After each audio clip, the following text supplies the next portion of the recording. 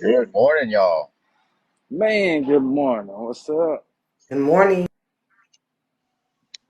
Top of the morning. Good morning, sister. Morning.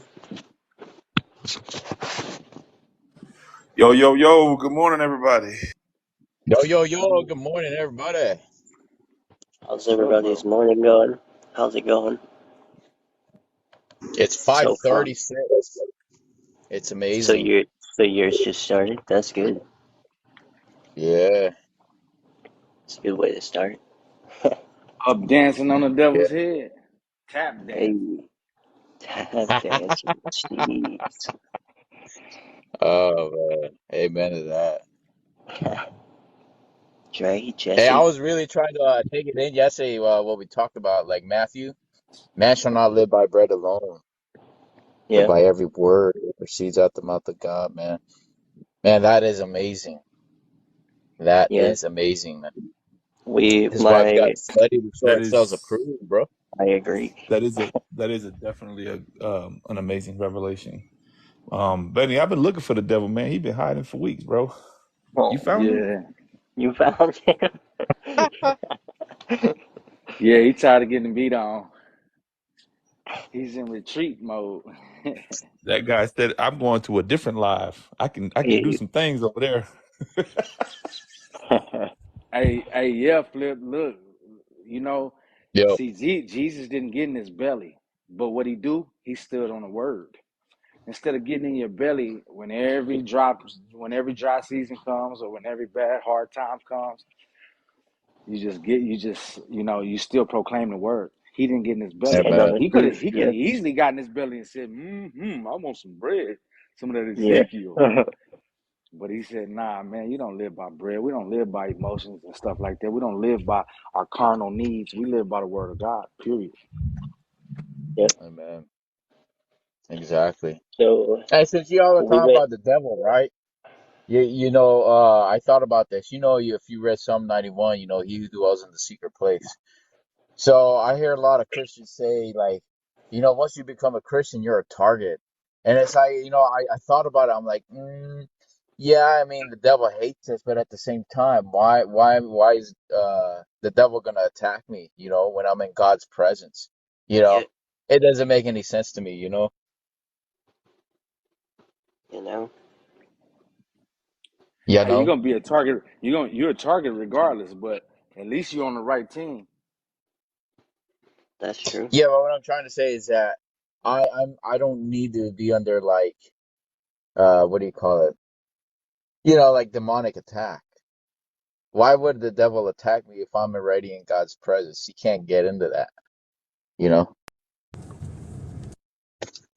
Right, right.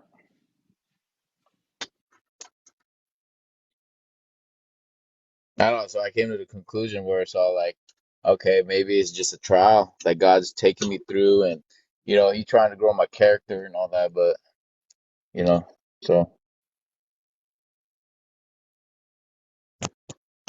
Oh yeah, we subject to the troubles of this world, we subject to the troubles of this life, but yeah. we have a weapon to But to Ben, cut through. it's ironic that you said that because there's some people that honestly believe that because you are a Christian, you Man, where have you at, Jesse? They tribulation. don't put you in the crazy house or something? You sound like you just a box in a box. Who, me? What are you talking about? It sounds like you in a box. Well, I'm not in a box. Anyway, what I was saying was, it's amazing how they say that because so many Christians don't understand that we will go through trials and tribulations, but some Christians will tell you, no, we don't go through trials. Yes, we do. Yeah, well, it's in the Bible, guys. It's very easy. It's in These the are black Bible. letters on white pages. It says that the storm will come. It says the rain came, the floods came, and the storm came. And it says that the house that was built on the sand fell apart, but the house that was built on the rock stood through the storm. So that means that storms come for both those on sand and those on rock. The difference is we're supposed to be able to sustain all the woes because we don't get in our belly and we don't fall apart like a $2 suitcase. That's it. But everybody goes through the same thing. It's crazy that some people act like like you don't, Exactly, exactly. Yeah, well, what I'm trying to say is that I understand we go through trials and tribulations, but I'm not gonna blame the devil saying, "Oh, I'm going through this certain trial because it's the devil." You know, it's the God building my character. That's like what I'm trying to say. You know, Is it God building your character? I don't know if it's God building your That's a character. I think it's just perspective. part of our walk. It is what it is. It's a perspective. That's one way to look at it. because I stand on He who dwells. I dwell in God's presence every Yeah. single day because I'm Eden, and the devil ain't gonna touch me. That's how I see it. But if I go through something and God knows that I need help, let's say with patience for people who don't know how to drive, God is going to take me through this trial so he can build my character, because I'm a child of God and he Right. loves those whom he corrects, you know. So everything that happens to you that's wrong in this world, it's God building character. Necessarily say it's wrong. I see it as God building my character, you know. He Well, I didn't turns say the what word the wrong. he turns what Every well tribulation that you go through this in this world, it's God building your character. he turns what the devil uses for evil for good for those who love him. But I don't know that It's every. just I would say I don't know if I would say every. no. I'm being so. Folks, I just woke up. The word doesn't even come out of my mouth. I'm sarcastic. I don't believe that every trial that we go through is literally God building character in us. It's just it's part of life. It's part of life. Well, I We're think it's gonna because go of the. through trials and A lot of it's tribulation. because of the It fall just and what happened exactly. It is there. what it is. But I he don't believe turns it's it. that. He turns it for good, so we can have the perspective that Flip has. If the Otherwise, we wouldn't be able to have that perspective at all. if the devil's not bothering you, you're not too much a threat to God. I mean, Oh a wow, threat to really? the devil. Oh, Oh man, you know what? The devil can go fly a kite. He knows who is a threat and who's not. He's very intelligent. Well, he ain't smarter than his creator. He's a fool. He's not that intelligent. Anybody that says that there is no God and wants to be greater than God is a fool. So you What know are y'all talking what? about? As far as I'm God building concerned, character. he's not intelligent. The devil's very intelligent. You ain't know Well, that, yeah, he's Trap? very stupid as far as I'm concerned. What? If he You didn't was know so that, Trap? intelligent, That he would God have that stayed What? that next God to sends you God and hard not. times so that you could build character. No, I didn't say God that. sends you hard times. What? I'm not What are we talking saying that. about? I'm I'm not not I'm saying not that. saying you, Jesse. Relax. Make it Relax. clear. Chill. Chill. Breathe. What are you, Woosah. what are y'all talking about? What are y'all talking about? It's a joke. I'm teasing. We're saying that God sends you hard times so you can build character. We know that that's not Oh exactly my, true. oh That's God, not oh true at yeah. all, actually. So God tempts us. I don't Right, believe right, that right, right. exactly. That's why What I are y'all said the talking devil about? is You're not talking about that. God tempted us now. Uh huh. I Jesus think said, Well, I didn't life. say God tempted us. I'm saying that, yeah, okay, so in Psalm 91, if you dwell in the secret, uh huh, I dwell in the secret place of God's presence, you know? So why uh huh. should I blame God for everything that I go through? But instead of it, look at it in this way that what I'm going through is God just building my character. You know what I'm saying? I'm not gonna blame the devil. Oh, devil, I'm going through this. This bad Mamá, muévete, situation. mami, te I'm está going dando through this comida bad limpia. you know. Oye, Jesse, pon tu micrófono en mute. Okay, hold on. So anytime you go through something hard, it's God building your character. So the question is God putting that hard time on you? Hey, not God putting out a hard time, but I'm All saying right, that good. hey, All right, all right, it's all right. to Okay, be okay. So great. let's clarify. So Yeah, God's not putting the hard time on you. What you're doing is through the hard time, you're putting on God. That's what you're saying, right? yeah. So I can grow in Okay. character. That's what I'm trying Yeah, to yeah. say. But when you say it that way, it literally sounds like you're saying that God is tempting you to be a better person. and that's not accurate. So No. hard times, yeah. So hard times come, and they come because we're in a fallen world.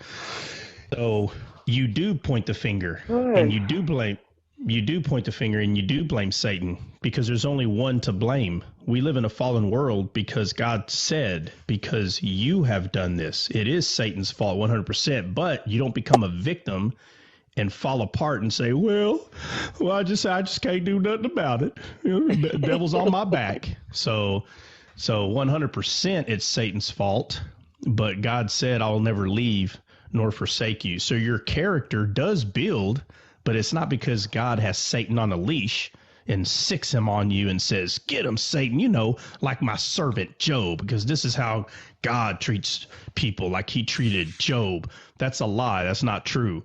The truth is, it is Satan's fault. We do blame Satan. We don't blame God. It ain't his fault.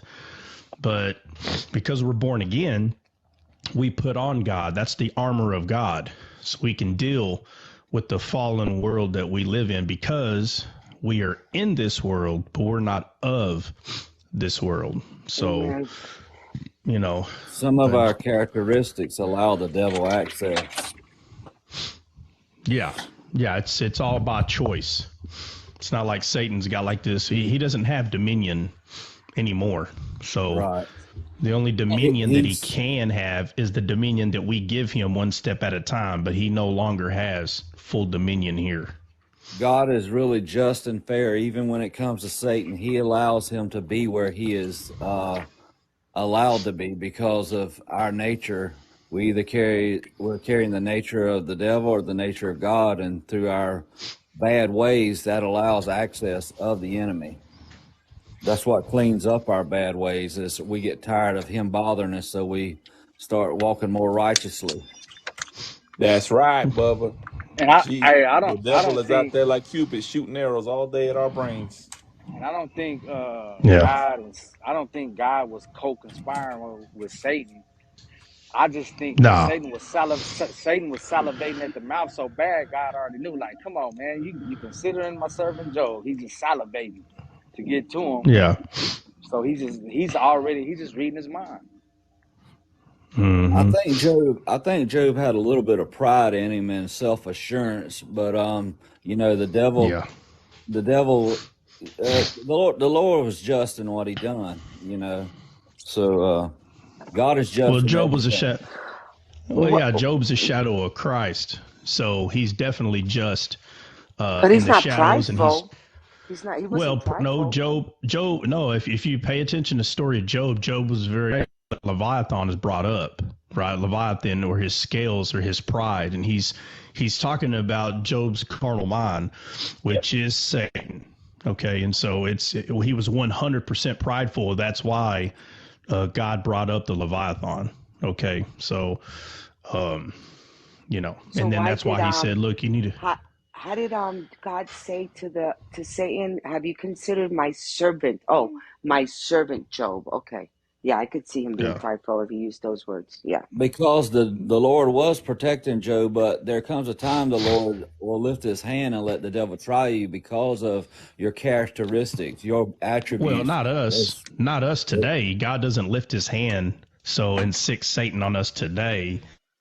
That was Job. That's not all man. God doesn't do that to all man. But the reason that God brought up the Leviathan is because Job was being prideful. That's why. That is the reason. If So, you continue in your pride and your arrogance or your sin or whatever it is, the Lord will allow Satan to come to you, and it's him that allows it. He can either stop it or allow it.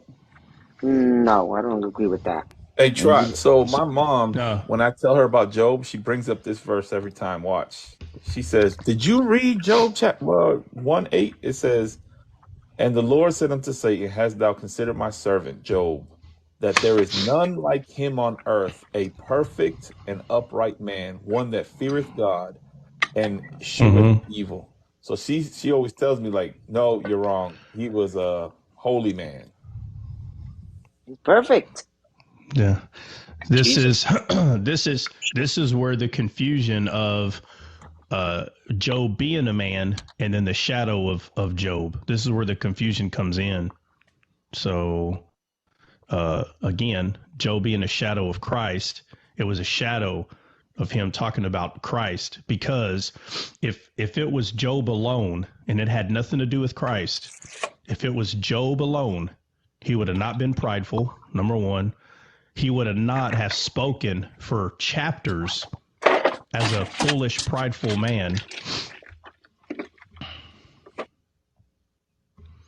He would have not have spoken foolish like a prideful man, and had to have repented of everything that he said prior. If this type of the characteristics that God is talking about Job, if it was only about him as the man, then none of these other things would have happened. This is how it makes it even more clear that it was a shadow of something to come, and it was Jesus, not a man, not just a man. Now, in real life, was Job a man? Yeah, but he was a shadow of Christ. David was a shadow of Christ. Look at the horrible things he did. So where do you get that he's a shadow of Christ? I know where David is. Let me just say this. Let me say this. So just to clarify real quick, when we look at verse 8, this is for everybody out there. When we look at verse 8, it says, my servant Job, there is none like him on earth. We know that, it says, none like him on earth, perfect and upright, that feareth God and sheweth evil. We know that there's only one person who has ever walked the face of the earth who was perfect and upright. There is none that has been perfect and upright, and there has been none that is completely different from everybody else on earth but Christ. So in this particular thing, you have to kind of use like a dual brain and understand that God is showing us a shadow of Christ. When he is to come, that is going to be him. But on earth, he is showing us Job, which is a man as well. He wasn't perfect. It's both. That we deem perfect. He was just morally upright. Jesus wasn't. He wasn't prideful and arrogant or boastful. He was just perfect. Is not in a perfect we deem perfect. It's just perfect means morally upright. Yeah, but you got to remember, like, that whole story of Job is about Job the man, but there's also instances where you have to see the shadows of Christ that is to come. No, not at all. Okay. So you don't believe in shadows? So yes, there's no shadows of Jesus in the Old Testament? David was the one, not Job. Oh, so David's the only one? Yeah. Yeah? So Joseph wasn't a shadow of Christ? You can make it all out that to be if you want to, but some says they were. One of them says it was, and the other didn't say that. The word says David was. So just to clarify, David is the only person in the Old Testament that's a shadow of Christ. That the word says it is. That's the only one I see. David, I don't see it. Job then that's why we'll continue to disagree. There's no need to beat a dead horse because there's several of them in there. And if you only see David as a shadow of Christ, then we don't got to argue about it. Because he was the only one that was a king. Jesus was a king, and David was a king. Job wasn't a king. Job was just ordinary man. All right, hold on. Let me just ask you, brother. Let me just ask you a question real quick. Do you think Moses was a shadow of Christ? Moses was like God to the people. He wasn't a shadow of Christ. So the Bible literally says, "I will send one like you, who is who." Well, you said David's a king. Jesus was a king. Moses was a mediator. Jesus was a mediator.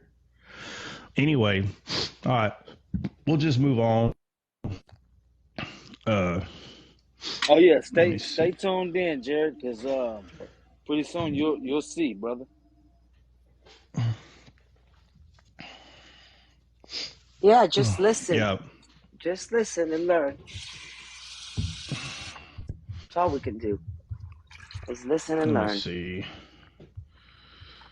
Let me see. Coffee, anyone? Espresso? Oh yeah, I'm on my second cup right now. Not right now. Making me some espresso. I haven't had one cup yet. You ain't had one cup yet? Oh, nah, that's bro. I got working. I've been working, trying to get a lot of work done early. Oh yeah. Let's hear that machine go on. Oh my Lord. Boy, that thing sound like that thing's about to What's Boy, make that? some espresso, boy. hey, that girl got a generator as a coffee maker, boy. Yeah, You Well, bro. know? That thing's they like make that noise. I don't know why. Ask the machine why. Ask the because it's making machine. the best. Because it's making the best coffee. That's why. That's it. Hey, Jeffy Oh, got Optimus Prime as a coffee maker. God, oh, that's a good idea. I wonder if they make one of those. I Matthew am 5. Optimus Prime. Oh, All And done. have your prime coffee in the All morning. done. In the morning. can Espresso, we, all done. what, can we go through Matthew 5? Oh, I Well, I want don't to. know. Do you I have want to. Matthew 5 in front of you? Yeah, and I after Do you, you do got it actually. pulled up? I do Well, then why actually. don't you read Matthew 5? What part of Matthew 5 you want to go over? 1 through 20. Well, then read it. Read it. read Bible. Read it. All right. And seeing the multitudes, he went up into a mountain, and when he was set, his disciples came unto him, and he opened his mouth and taught them, saying, Blessed are the poor in spirit, for theirs is the kingdom of heaven. Blessed are they that mourn, for they shall be comforted. Blessed are the meek, for they shall inherit the earth. Blessed are they which do hunger and thirst after righteousness, for they shall be filled. Blessed are the merciful, for they shall obtain mercy. Blessed are the pure in heart, for they shall see God. Blessed are the peacemakers, for they shall be called the children of God.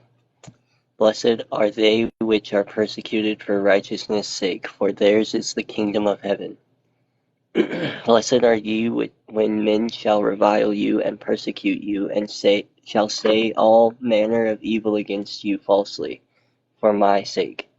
Rejoice and be exceedingly glad, for great is your reward in heaven. For so persecuted they the prophets which were before you.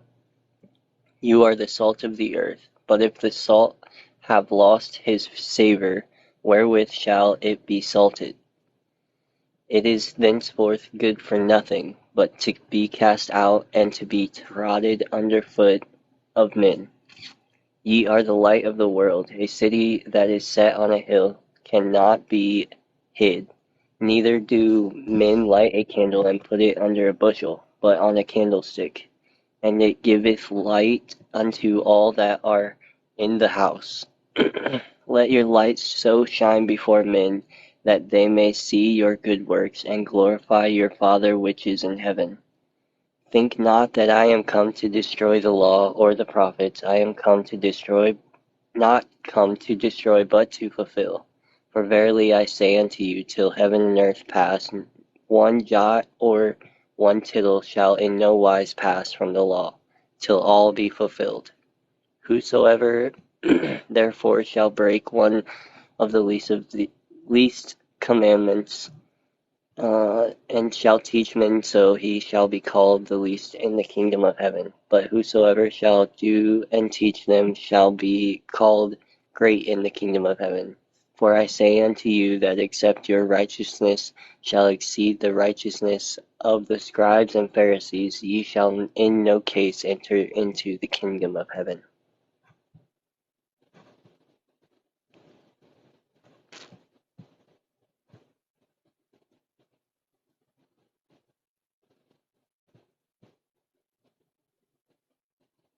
So, whoop. Amen. All right, 1 to 20.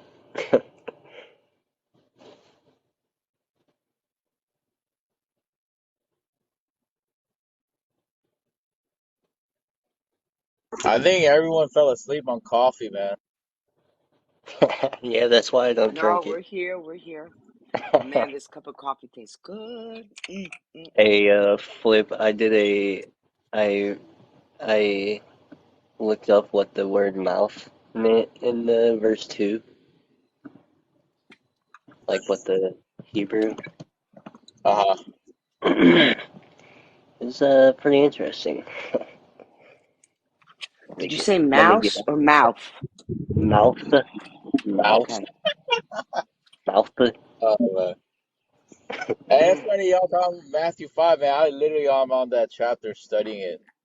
I was Really? like chapter 4 yesterday or 2 days ago, and then now I'm chapter 5, and then now we're talking about 5. So it's like it's in sync, There you go. Yeah. There you go. So It's, the It so the happens. So but good. That sounds the like Doug. So good. So good. the biblical usage for mouth was since thoughts of a man's soul find verbal utterance by his mouth, the heart or soul and the mouth are distinguished, and then the edge of a sword. And so, like reading it, it's Jesus who's about to talk, and he opens his mouth, and it's the edge of the sword. Blessed are the poor. always a trip He's too poor in spirit. when you talk about Do the what? salt, right? So the Yeah. salt, when the salt is, it's talking about, I believe in the Greek, it's talking about the wisdom, something Hmm. about wisdom. Yeah. I didn't get that far yet. Man. By being salt, we give flavor to this world. Elsewise, we have not Jesus that we think we have. If you're truly salt, you're going to be just what salt does. Salt, you're going to Oh no.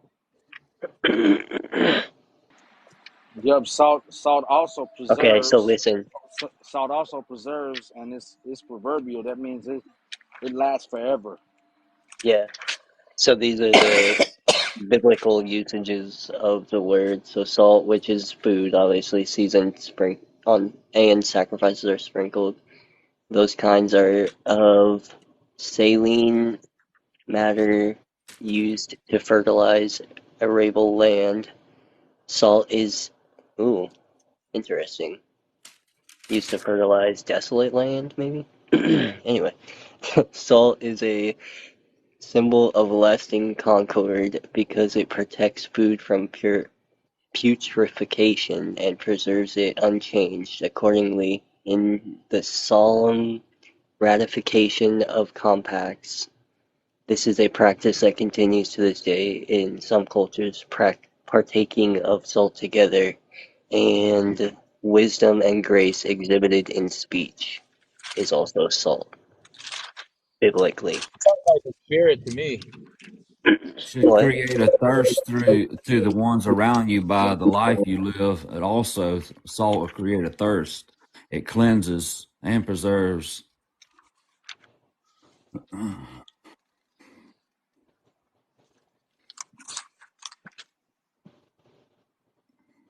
What preserves you, the spirit, right? That's what sets us apart from the world, is the Holy Spirit. Yep.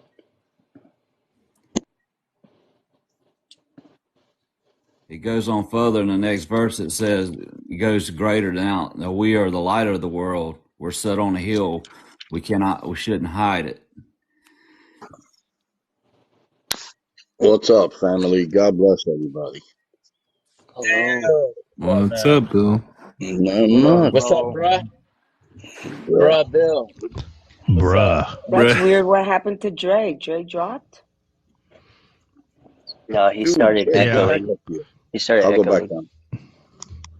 No, Is he Oh, back? no. We love having you up. I mean, I just thought it was a little weird. I didn't see. Wow.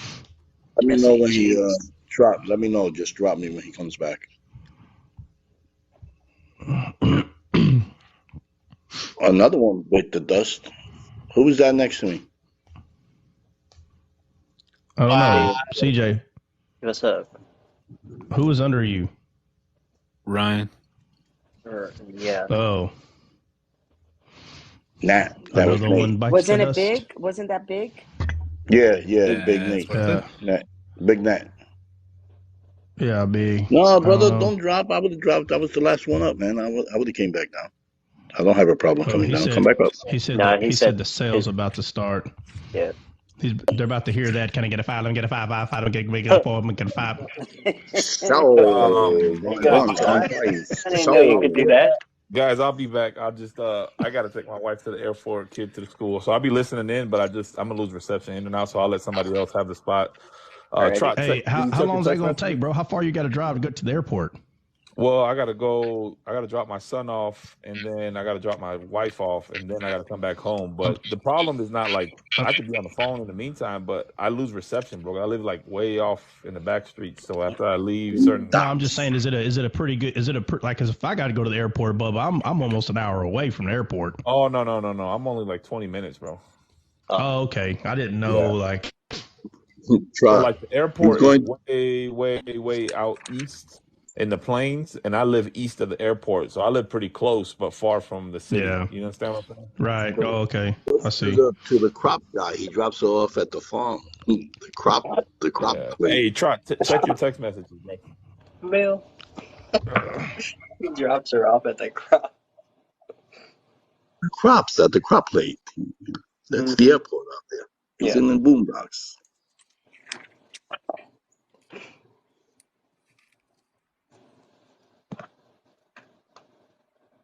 Hey, Big Neck, come back up, bro. I'm gonna bring you up. All right. I'm gonna drop and then I'll bring you up.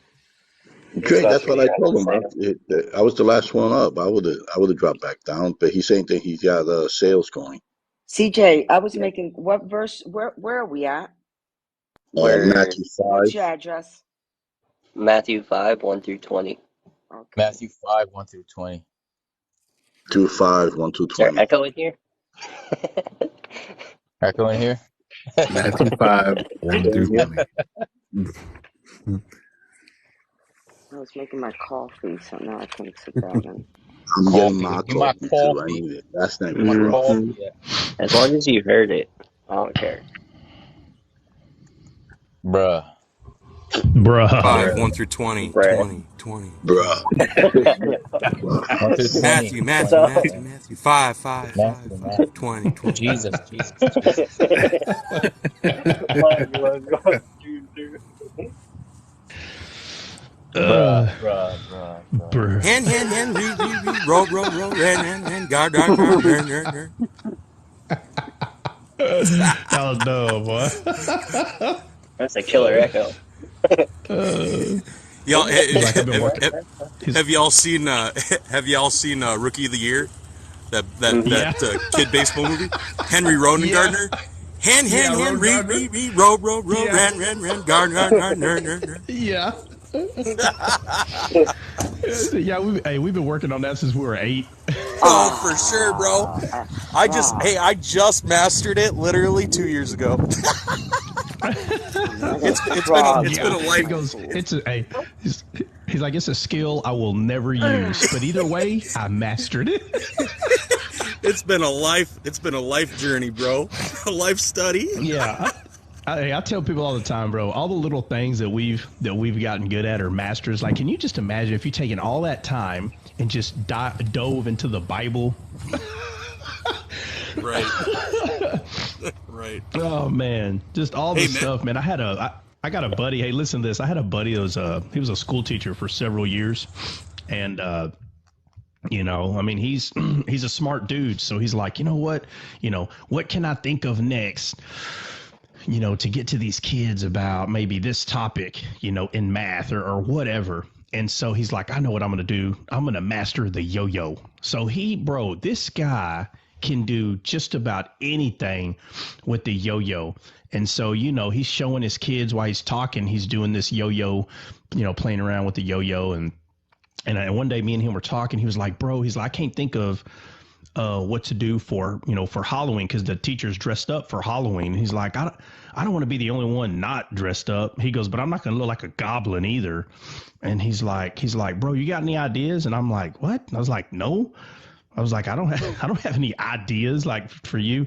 And I said, he goes, well, you got any? He goes, what do you got at the house that I could use? I'm like, and in my head, I'm thinking Halloween.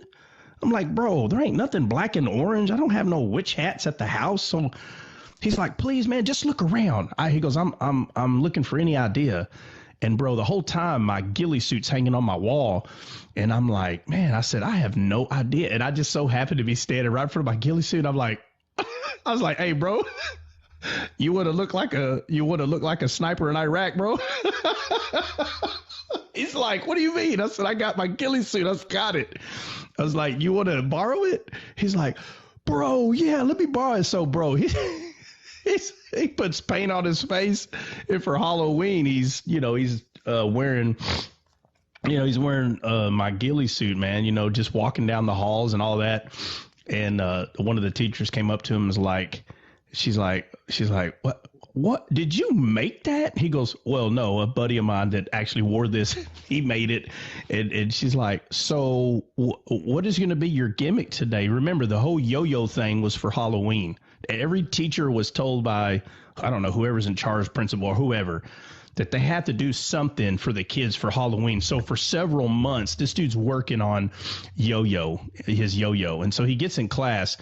All the kids wanted to talk about was like soldier stuff. And he's walking around with this yo-yo doing all these tricks. And the kids could not stop talking about the stupid ghillie suit. And he wasted all this time learning how all this yo-yo stuff. And nobody cared about the yo-yo. They just want to keep talking about the ghillie suit. And he learned to walk the dog and all this stuff. And so he's telling me this story. And I was like, bro, where's the yo-yo at? He pulls it out. And I was like, show me what you're talking about. Dude, I'm over here amazed at his yo-yo tricks. I'm like, bro, how long did that take you? He's like, bro, it took me like 6 months to figure out how to do all this stuff. And I just look at how we, we use our time to learn these, like, I don't know, like just, what do you call that? Like special skills or whatever. He'd probably never use it again. I was like, bro, you need to go to yo-yo competitions, bro. But now my good buddy's a police officer and he goes to handgun competition. So we've kind of, which, by the way, my heifer's about to start going to handgun competitions here pretty soon. So see if I can get her in top 10 pretty quick. Did you ever yo-yo at all, Trot? Did you ever get into that? Oh, dude, hey, let me tell you, I was the smartest yo-yo of them all. Let me tell you why. As soon as I found out that, and I don't remember what it's called, but as soon as I found out that there was a retractable yo-yo that was in a ball, do you remember that? The plastic one? Yeah. Like the plastic sphere? Yeah, I had that one. I had that one. Yeah, bro, I can do every trick with that one. I can do every trick with that one, bro. It always came back. I'm like, yes. Do you remember the Yomega X Brain yo-yos though? The Yomega? Bro. From the 90s. Those were the best, bro. Hold on. Hold on. Show me a picture. Can we go back? Come on, guys. Somebody, Can we go back hold to on. the Yes, but hold on. Trot. Hold on. Hold on. I have one more Jesse's thing like, to say. I want Bible. Yeah. I'll tell you, the women are gonna, bro. Hey, I get DMs by all the women. Literally, I mean, they're saying everything other than, can y'all shut up? Yeah, bro, you gotta stop hunting squirrels, bro. Get back to it. Yeah. It's always the women, okay. bro. The women are always trying to grab us by the ear and be like, can you stop it? And I'm like, but the conversation wasn't even but 2-3 minutes long. What's the problem? What's the big deal? Like, oh, it's funny. Jess, okay, so Jess, what are you going to say? I'm sorry. Jess. Hey, I am going to drop down, though, because the sale is going to start. Let's get rolling, because this is a lot here to unpack. And yo-yos, nobody here is going to master the yo-yo today. So let's move on. Oh, my goodness. Okay. Jesse's definitely the mother of this group, for sure. No, all Listen, of them, bro. we Jesse's have just a more bunch verbal, of but master all of them, bro. yo-yos here. All right. I get there's a bunch of yo-yos here. Y'all quit being a bunch of yo-yos. Jesse's like, I'm gonna cut everybody's strings from these yo-yos, so you ain't gonna be able to use them. Oh, bro, that'd be cold. That'd be so cold. Hey, that can be our intro video, the though. strings, meow. That could be our intro video. Like, do you, like compare it to like understanding in the Bible and be like, do you struggle? All right, hey, I'll be in the comments, guys. Do you struggle with the yo-yo? Drake can come back up. And not understanding the word of God. Wait, Jesse. Y'all see Daniel back and forth. Comment earlier. Understand. He said for Halloween he's dressed up as Trot. I told him, Daniel the Beloved. beloved of God. Daniel just Oh, wrote, this used to be a Bible study. Daniel's always throwing That's stones, what's bro. funny. He said he dressed up last Halloween as Trot for Halloween. I told him that his knees hurt after a while. Get it? Shit. Go.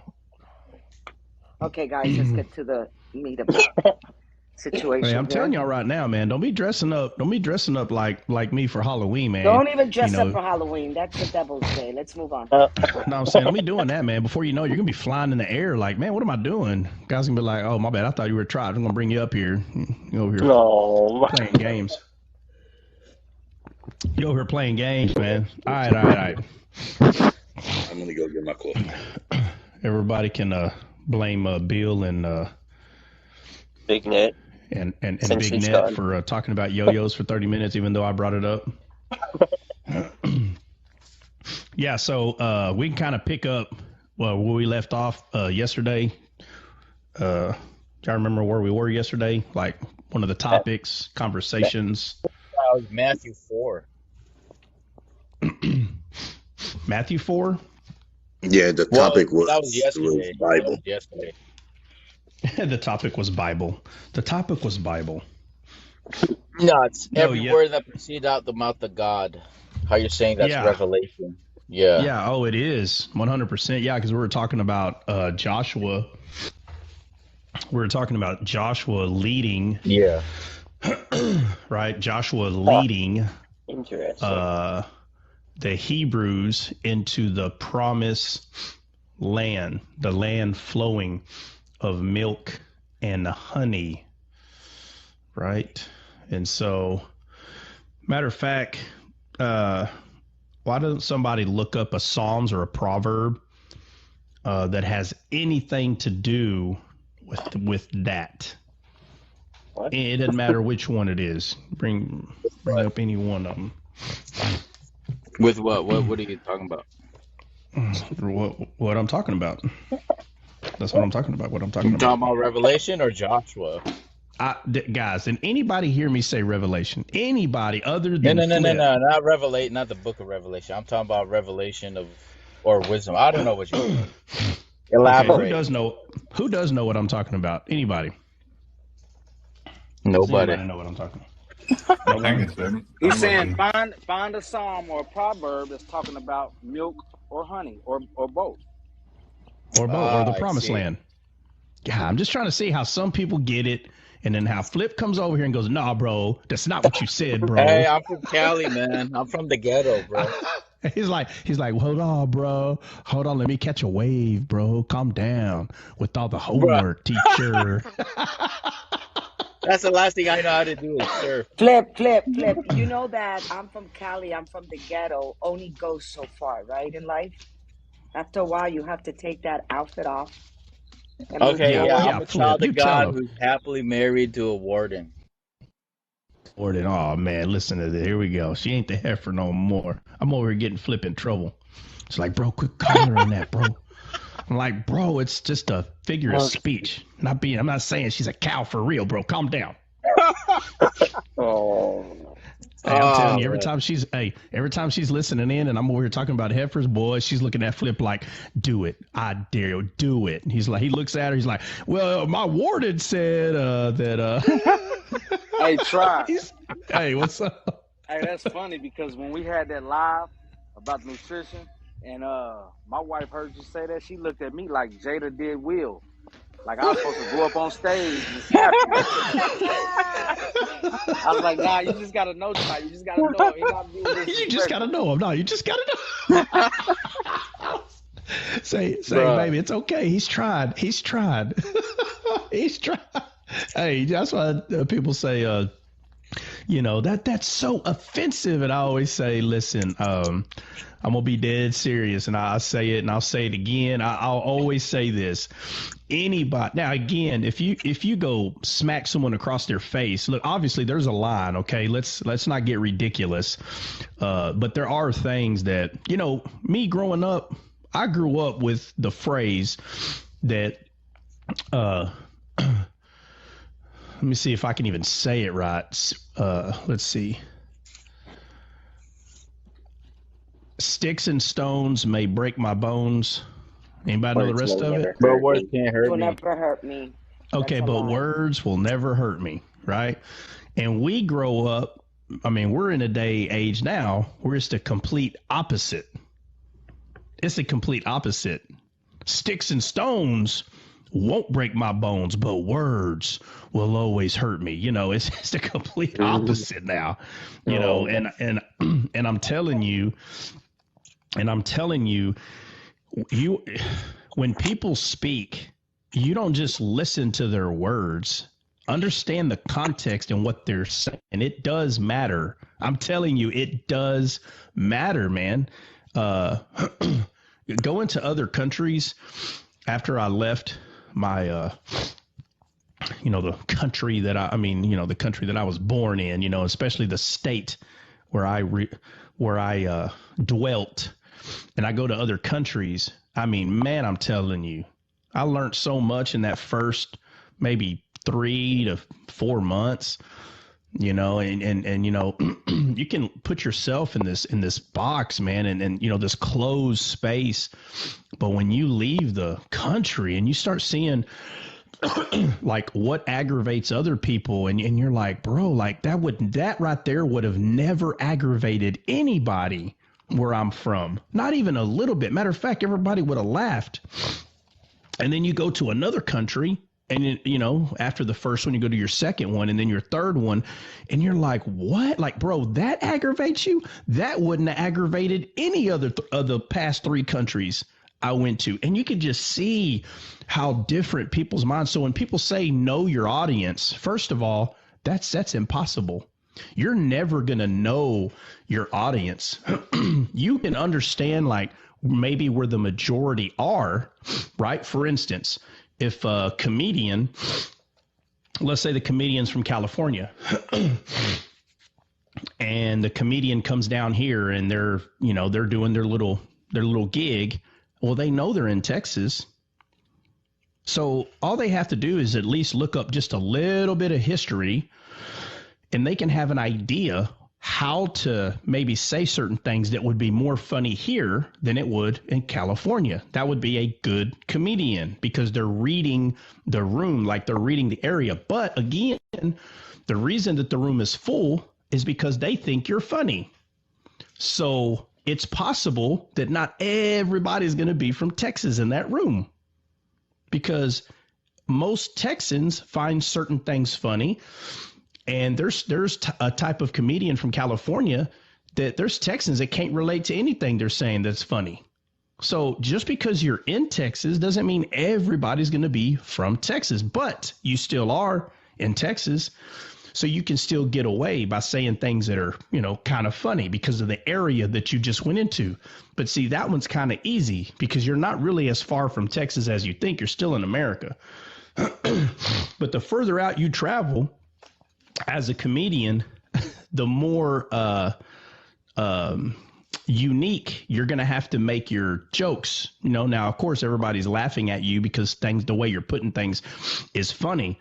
But if you want to win the crowd a little bit more, play the room, you're going to have to bring a little more uniqueness to your comic, strip, to your show, because you're going to have to cater to the area that you're at. Right. And it's no different. What's up? Just to make a case in point for you, like Yeah. when I went to Africa, one of my buddies there, a pastor, he was single at the time. And I said, would you ever marry an American woman? He says, no, brother, I would never marry an American woman. I said, why is that? He said, because what I like, what we like in Africa, American women don't like. I was like, what you mean? He was like, well, here in Africa, we tell our women, oh, baby, you're so fat. Because they like big women. And like, if you call a woman fat over there, then that's like a compliment. He's like, an American woman, you call her fat and she'll fall apart like a $2 suitcase. Oh, He had me yeah. crying. But again, it's that thing, like the verbiage, calling her fat is not a bad thing. Yeah, But you no, call I an used American to, girl fat, oh, Lord, it's over for you. yeah, when I used to go to 3-gun competitions, I had a guy that, he was a police officer here in the Dallas area, and he's from China, right? But he's been in America long enough. He's a citizen, but his native land and even his accent, excuse me, is Chinese. And so one day, I heard him he got upset, he missed something, and obviously this dude's speaking Chinese. When he was upset, I said, "Hey, bro, I got to know, what did you say?" And he goes, no, whatever, get out of my face, I'm like, no. I was like, bro, what was that? What'd you say? And he's like, nothing, just get out of here, da, da, da, da. Well, he goes to tell me that the reason why he doesn't like explaining things that he says, and literally it's the same thing with what you're saying, Dre, is our mindset doesn't understand what, and I said, what do you, just explain to me what you mean. And he said, okay. He goes, in America, he goes, there's fat people everywhere. He goes, but in China, if you look at someone who is fat, you say to them, oh, you must have had a good life. That's how they look at fat people, because in order for you to be fat, you have to eat a lot. And in order for you to have eaten a lot, is you had to have money. And I'm like, what are you talking about? See, I've never been to China, but here I am again, once again, seeing a difference on how, people view things. And so he goes, here in America, he goes, y'all see fat as bad, but in China, he goes, fat people have a good life, and again, I will say this, if you notice, and I hate to say this, but when they see a heavier person, they're like, oh, wow. And it's crazy because they look, in a way, they envy this person, but what they're really envying is their belly god. Right, because they're admiring the flesh part of the person. It's actually quite funny, but yeah, no, 100%. And so when he was telling me that, that's the reason he didn't want to teach or go over anything Chinese, because now he's going to have to explain why. He's not only going to have to explain the language, he's going to have to explain the mindset. And he goes, y'all are too time consuming. He would tell me, I don't have time to explain. And that's kind of like asking, me to talk about Revelation. That's exactly how I see it. Oh my God, I'm going to have to explain every little, crevice. And yeah, I mean, these are countries that are real poor, right? Yeah, go ahead. These are real poor countries. Huh? So I said, they're real poor countries. So even when, my buddy, I got one of my CPA, he's here. He's from Kenya, and I go to Africa with him all the time. Or when I do go, I go with him normally. And he has a ginormous belly, bro. He's skinny, but just with a big gut. And the women when he went over there, when he was single, they loved Kabara, bro. They loved this brother because they just saw wealth. They saw, man, he's eating. I want to eat. People are hungry over there. So, yeah, it's a different mindset, man, altogether. And to the point is people get offended here in America for literally anything at this point. Yeah. So, did that plane land already? Well, I was about to land it, but then you started talking, Bill. You gonna land it for us? Okay. So the point is, even though Dre already got the wheels out, the point is, if you get easily offended, you don't know how much God loves you. That's the whole point. And everywhere that I traveled, now a lot of this happened when I haven't even read the Bible yet. But after I started understanding how much God loves us, I was able to put all those things together that I've been through and literally just laugh at how no matter where I went, what country I went to, there was always someone ready to get offended by something. Now, it's getting ridiculous here in America, but I can see it. And you can see that people who don't understand how much God loves them, they just can't wait for someone to offend them. And I'm telling you right now, if you know someone like that, or you happen to be that person that everything offends you, or I just can't wait, you just can't wait, right? Because the only thing you're focused on is the outer appearance of a person. That's all you're focused on. And that's why you're that way. When the Bible makes it clear, we're supposed to focus on the heart of the person. That's what God focuses on. And so the more you focus on the outer appearance of a person, then the more foolish you are, which means you get offended by everything. And then it's your feelings and you're saying that someone else is controlling your feelings. And it's not true. You control your own feelings. If you get angry at somebody, it wasn't the action of the person that made you angry. It was because you don't know how to do self-positive talk. You don't know how to do it. You only know how to do self-negative talk. Notice, the only thing you know how to do is self-destruct. If that doesn't prove that there's a God and a devil, then I'm not really sure how you're viewing everything else in this world. When someone does something that is quote unquote mean, and you say to yourself, how dare them, and you start talking like that to yourself, life and death is in the power of the tongue. So you are literally believing that your emotions are moved because of what that other person did. You don't understand that the other person did an action. Your flesh is trying to respond, and you are supposed to tell your flesh to be quiet and to calm down, but you don't know how to do that, and nor do you want to do that, because you like the feeling of the belly god. You love your own will and your own emotions, even though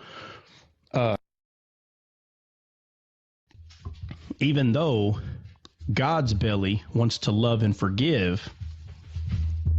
You want to worship the other belly. So instead of you pouring out living water of love, grace, mercy, forgiveness to the person, which means they don't deserve it, right? Because they did this mean thing.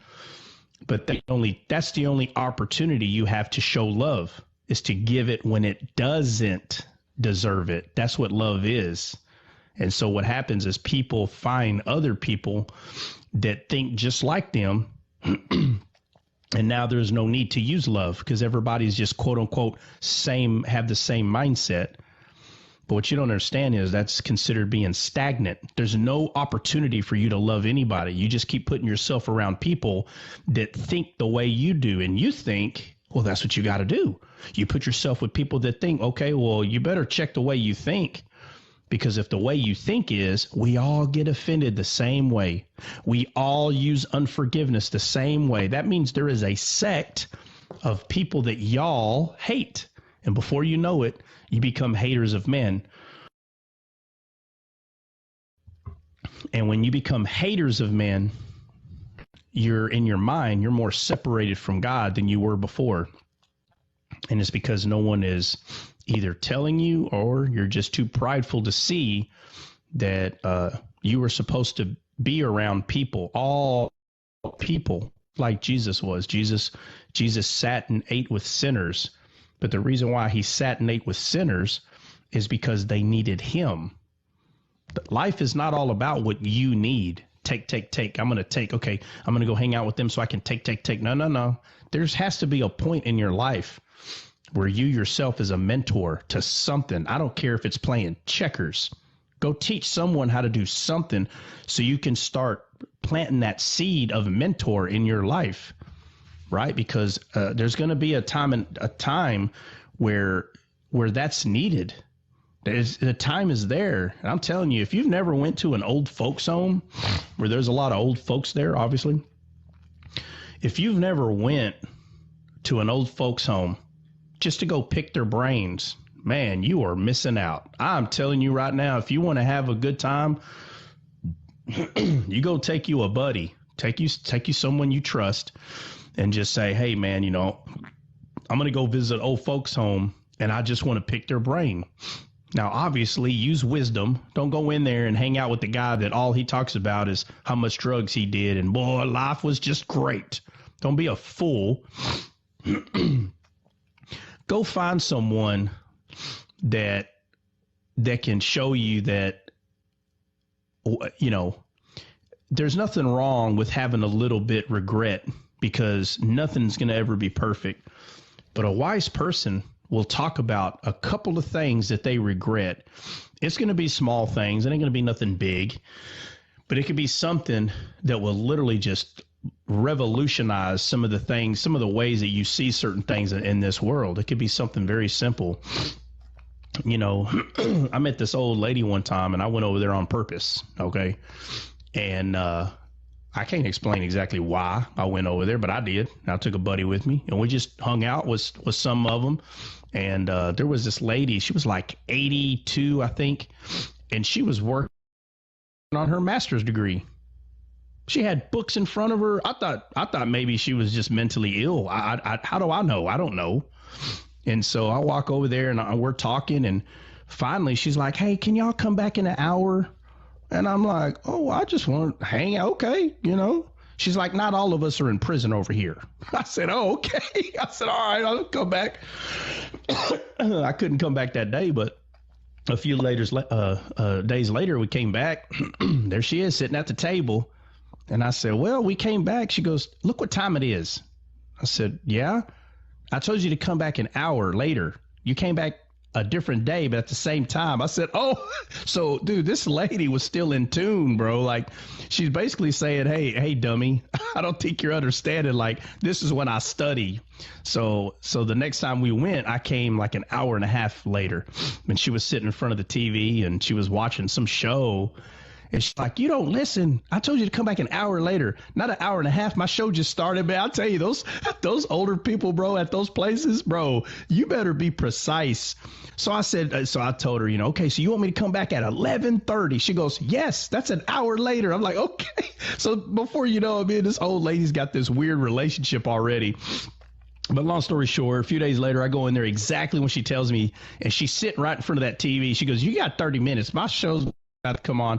And anyway, long story short, bro, this lady working on her master's degree, bro. She 82. She 82 years old, man. See, nobody is like walking in there. There's not a whole lot of people walking in there to get to know this lady. You know what? She could care less. She never stopped learning. And when I saw that, it literally just changed my viewpoint on how I saw old people, because I don't know where I got it from, but somewhere along the way, I pick up this irrational belief that old people just sit around and wait to die. I literally thought that. Like, I'm not saying that if somebody was asking me how I view old people, that I'd have been like, "Well, you just wait around and die." It's some weird compartment in the back of my head. That's how I viewed it. And again, at this point, I'm not reading the Bible. Obviously, I went to church before, but I'm not sitting down reading the Bible.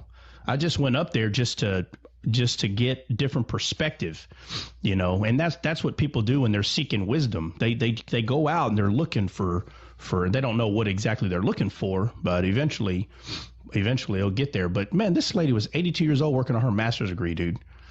And I was like, what? And I was still young, I was still young at this point. And I said, master degree. And it just didn't click. And I said, "Well, what are you going to do with it when you get it?" And she goes, "Sit down." So I sit down and I'm like, "What?" And she just made a point that you don't stop learning. She goes, that's when you become unalived. You don't stop learning. And I may have known that, but just seeing what she was doing, it literally just revolutionized how I viewed old people. Because we see old people, but mentally, people are as old as they tell themselves. Mentally, you understand? Her eyes, even though she may not have worded it that way, her eyes was still focused on something bigger, which the Bible calls eternity. So it's not like she was learning mathematics because when she gets to heaven, God needs her math skills. It's just that there's not this "I give up" attitude. They don't give up. And there's a lot of people that are this way, that are older, man, and get their master's, some of them doctorate degrees, and they're just doing it because they don't give up in life. And so there's no point to you to sit around and mope, get in your feelings, everything bothers you. There's people 80 years old that could care less about your feelings. They're still moving forward in their life. You got people today that are in their early 20s and everything bothers them. Everything. And then you got this lady that's in her 80s, and boy, she shrugs off and nothing affects her. She's still in school. Still. Because we're talking about the discussion that we're having is very important. And we probably don't talk about it enough, but if every little thing bothers you, there's no other way to view it biblically. You just don't know how much God loves you, because people that know God loves them, they're not offended as easy, and it's real important. So has anybody found what we were talking about earlier? Anybody? Lottie Yes, Dottie. sir. Yes, sir. All right, what you got? Hold on, I got a spider on me. Hold on. What? Psalms Spider monkey. 119, 116. All right, read it. I'm on my schedule. Come back in 20 minutes. Oh, my Lord, have mercy. Okay, is anybody prepared? Yeah, so Psalm No? 81:16, he would have fed them also with the finest of wheat and with honey from the rock. I would have satisfied you. Honey from a rock. Now, let me ask you this. Can you get honey from a rock? So what rock could this be referring to? The rock of my salvation. So what is that rock? Jesus. Right. So so it's not a coincidence, again, that the thing that's coming out of this rock, which is Christ, is honey. It's not a coincidence. Again. All right, who's got another one? Psalms 119, 116. Well, we're waiting on you to say it, brother. I'm not good. What'd he say? Mm. I'm not typed to. I'm looking at the book. Oh, Oh, say it again. Hey, Flip, can you look up, or CJ, one of y'all, can y'all look this up so y'all can read it? yeah. Say it, bro. 119 what? He said 119:16. 16. Yeah, 116. 119:16.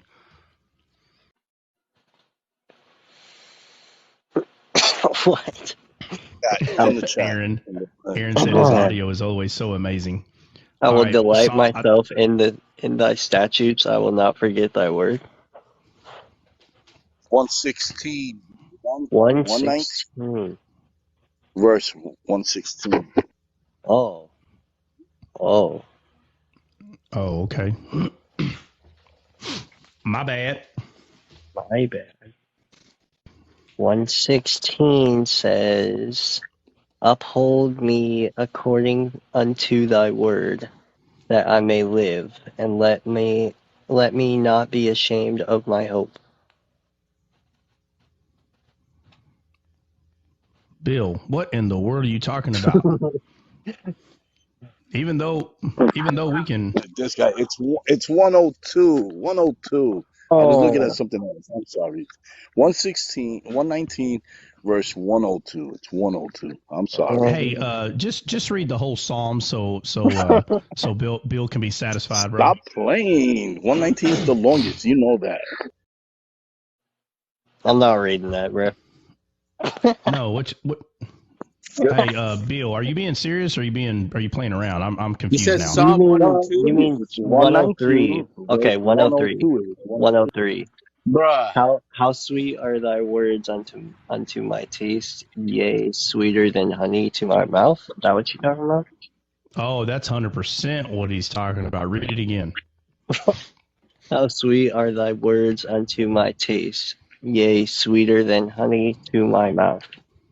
Okay, so the words are sweeter than honey. And what is stronger than a lion and sweeter than honey? The Right? word. Samson gives this riddle. The man say, "Oh, the answer is what is sweeter, or what is stronger than a lion and sweeter than honey?" Now remember, the answer to Samson's riddle ends with a question mark. And that question mark is there for us, and we were supposed to answer this. And we know that the answer is the word, right? The The word. word is stronger than a lion and sweeter than honey. What? X. Job. Somebody read Job 19:24. Job. Yeah, one in the flock said Job 19:24. Okay. Well, it's in 19. Excuse me. Man. What? Verse That 24 they it were said that they graven were with. engraved on the rock with an iron pen and lead forever. Do what? Say That's it again. They were engraved on the rock with an iron pen and lead forever. With an iron pen. Yeah. Hmm. I think Well, she's pointing out rock. yeah. yeah, she's pointing out rock. Yeah, well, I'll say this. One thing I learned from the book of Job, and I'm not kidding, you got to be very careful on a lot of things that Job says. Now, there are some, and this one right here, talking about writing on a rock with the pen. See, the Bible says that the word is written on our hearts, right? But our hearts are no longer stone. Our hearts are made of flesh, and His word is written upon them. And so I'm telling you, the more you play around in Job, there's a lot of things that you'll see why he ended up repenting at the very end, because Job is the one that said, the Lord giveth and the Lord taketh away. Blessed be the name of the Lord. And so he's trying his best to bless God, but he's literally saying the Lord gives and the Lord takes away. And it's not true. He repents. Don't you understand? He repents from saying this, but there are people to this day that will say this to you. Job, right here, Job, the Lord gives, the Lord takes. Like, bro, Job repents about everything that he said, man.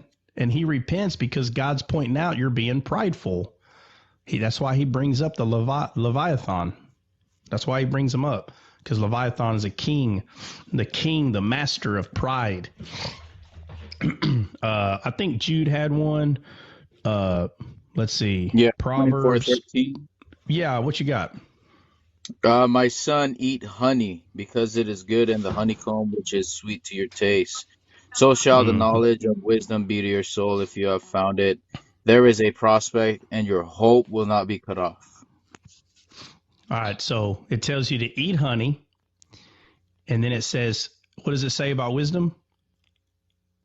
So shall the knowledge of wisdom be to your soul. Right. So wisdom is honey to your soul. I'm telling you, on and on, this thing constantly is pointing to Christ, towards your heart, the whole time. Who was it that sent Flip? Was it you that sent a TikTok video? I think it was showing that the Psalms or the Proverbs was a song and they were singing it. Who was it that sent that? I think that was somebody else. I did. Oh, well, because there's a lot of songs in the in the Bible, and so there was a bunch of rabbis that were sitting at a table and they were singing it. Oh, And yeah. I remember that. yeah, and it's true, that they used to sing these things, bro. And this song was about Jesus. That's what the song's about. It's crazy, but I got another one. so all right, go ahead. Psalm 106, 24 says, Yea, they despise the pleasant land. They believed not his word. So despise the pleasant land. What's the pleasant land? That's the heart. Ye- Eden. Eden, because Yep. Eden Yeah. means what in English? Pleasant. Pleasant. So they despise the pleasant land. And what does it say? What after that? They believed not his word. Right. So they despised the pleasant land. They believe not his word. So how do you despise the pleasant land? How do you despise it? By not believing the word. That's Yeah. how. Well, rejecting it, yeah. Yeah. Yeah, it said That's 25 rejecting it. says, but murmur in their tents and hearkened not unto the voice of the Lord. Murmur in their tents. What's the tent? Yeah. What's the tent? The body, So, the vessel. yeah. Yeah, right. Which is like the heart of man, Yeah. right? So if you're murmuring, so what are the three items that's in the Old Testament in the Moses ark that he built? What was the three items inside there? The The manna, The manna pot, the gold pot that held the manna. What else? Yeah. Was there a cup the in there? cherubim, the the, cherubim. ta- the No, tablets, cherubims were on top. Cherubims were on top of the mercy seat. Ooh, the tablets. Yep. Inside, yeah, the Ten Commandments. So the gold pot that held the manna, the Ten Commandments, and what else? Is there a cup in Staff, there? the staff, The the rod. rod. yep. Oh, the rod. Aaron's rod that budded almonds. Hmm. These are the three main times that the people murmured against God. Okay, the three times that murmur. What verse did you just read, CJ? 106:24. 106:24. So 25 is the murmur part. okay, 25 is the murmur part. So they murmured in their tents against God, and every time that they did, that item was put in the ark. Why?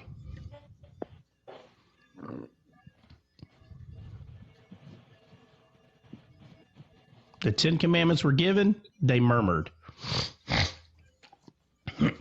They said, they told Aaron and Moses, "I don't hear from God. We hear from God too." And in the morning, only Aaron's rod budded, and then that was put in the ark. Reminder. And then, huh? What, Bill? Reminder. They were put in there because the ark is the heart of God, and God carries the burden, the murmuring. He carries it Damn, that's in his crazy. heart, right? And the ark, the whole top of the ark is solid gold, the mercy seat. That's why it's called mercy. The mercy Amen. seat where Jesus sits on the right hand of the Father. Mercy, because the right hand is God's love, grace, mercy, his righteous side, the side that Jesus is on, because it's the arm of servitude, the servant of God. That's why it's solid gold, deity, because it's Christ. So Christ covers the murmuring, the sin, the multitude. Christ covers. He is the covering. He is the door to Noah's ark. He is the door to the Ark of the Covenant. The only way to get into the ark that Moses made is by opening the lid, the door. And Christ is the door to God's heart. There's only one way in there. But in order to open the ark that Moses built, you'd have to move Christ out the way. So that's why you couldn't touch it. You understand? Because those people were not born again. You know, when people say things like, oh no, the Spirit of God dwelt in man in the Old Testament. And boy, they try to pick the strongest ones. They're like, oh yeah, he dwelt in Moses. And you're like, no, he didn't. Yeah. Oh, well, he dwelt in Elijah. We know he dwelt. If any man in the Old Testament would have touched the ark that Moses built, they would have died. I don't care how you flip it, twist it. Nobody could touch that, because what Christ was supposed to do, he hadn't done it yet. So this whole idea that, you know, it's been like, bro, okay, well, let's just put them to the test. If they would have touched the ark, would they have died? No, they wouldn't have died. Well, now you're contradicting the word. Nobody could touch that ark, period. Nobody could. Right. So then you have the laughter, the mockery part. Oh, okay. What about when Moses was making it? You know, when did it actually become? So did it become the ark? You know, when 2 walls were up, or or 3 walls? When did it become? It became the ark whenever the mercy seat was put on top, when it was complete. That's when it became the ark. And then there's other things in there that show that it wasn't until the cloud of God rested upon it, right? It wasn't, quote unquote, the ark until God rested, when the cloud came and rested. And remember, during the day, the cloud would would show them where to go during the day, right? But oh, my bad. Hold on. What is this? Isn't there a scripture in there, Trot, that says like there was like the Spirit of God in the cloud directing the people? So it was like the cloud and somebody directing. I What do gotta you read mean? it. Never mind. Let me just Oh, read it. Let yeah. me just read it. Let me find it. Hold on. Some agape love said some died. Yeah, there was a man that, it was about to fall off, like basically the trailer, if you will, that it was on, and he went to stop it, and he touched it, and he became unalived because he did touch it. Uzziah. It was Uzziah.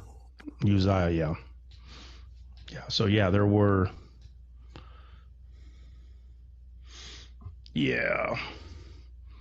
Mike Garcia, what's up, bro? What's going on, man? Being quiet. Good morning, brother. How you doing? I'm doing amazing, man. What you out there? You pushing dirt? Yeah, brother. I'm pushing dirt. Nasty. Pushing that dirt. Hey, is that what you bring to the table, bro? You gonna dig with that bad boy or what? That's right. Like a 992 to me. 992. I don't know. Hey, Mike, what piece of equipment are you using right there? What is that? 988, I think. Yeah, I'm in an 88, 988. An 88? Yeah. Here, let me show you what it's looking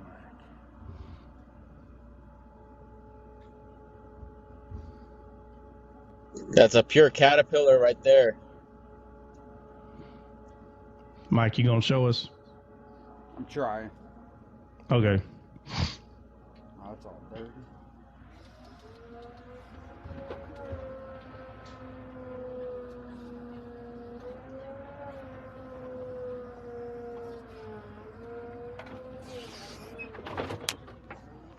Doing something. Feel that?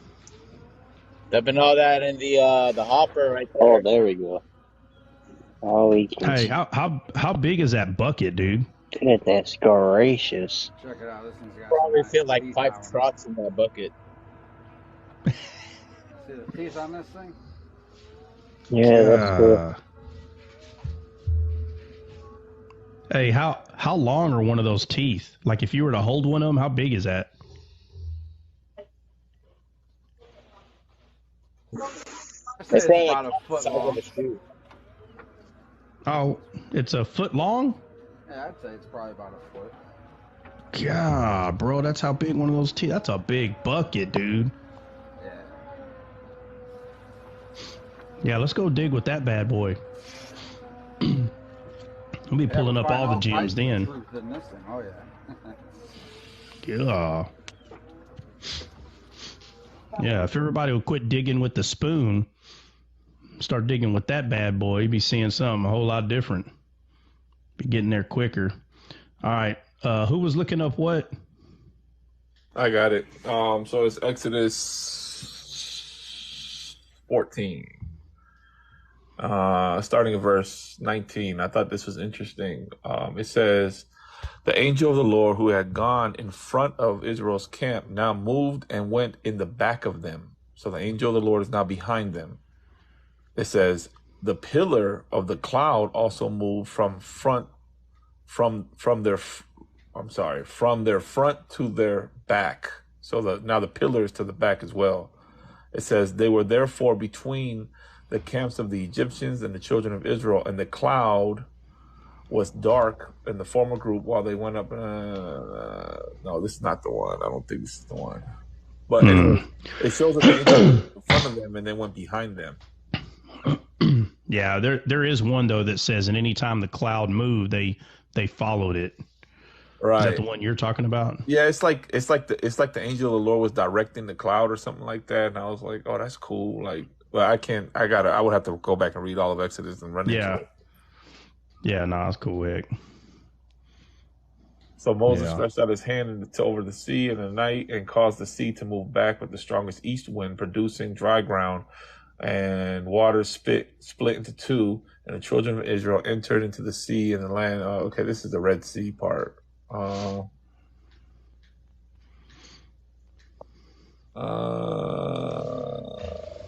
children of Israel had walked in the midst of the sea in the dry land. Sorry, guys. I don't have it quite yet. Nah, you're good. But since we're still talking about God's Manna and heart. quail. What's the quail? The quail. The quail. The quail. They were eating scrambled quailed eggs every morning. Yummy. My wife wants quails, by the way, Trot. She wants quails to have eggs. Oh, yeah. There's a place not too far from me that you can go up there and you can get a plate, or it's a basket, really.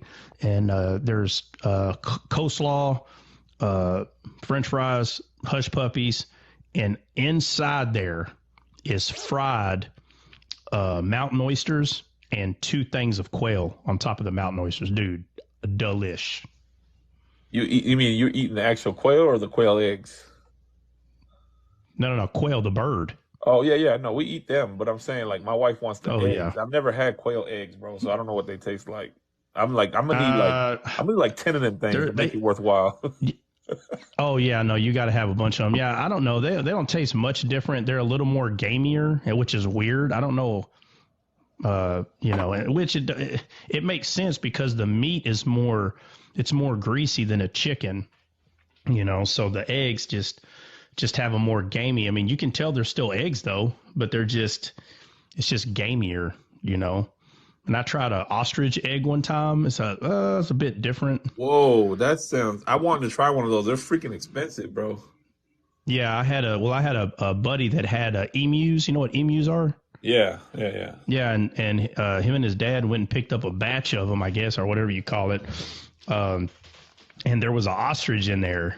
and he's like, Dad, you didn't check? And he's like, what do you mean? Because they bought a whole bunch of them. And he's like, you didn't check? And dude, hey, at one point, like around 2000, somewhere around then, bro, emus everything about them was expensive. The meat, the eggs. And so people went on these rampages and just started buying like 50 emus. Some people made money off of it. I didn't fully understand then, and I still don't because I never went and studied on what the deal was.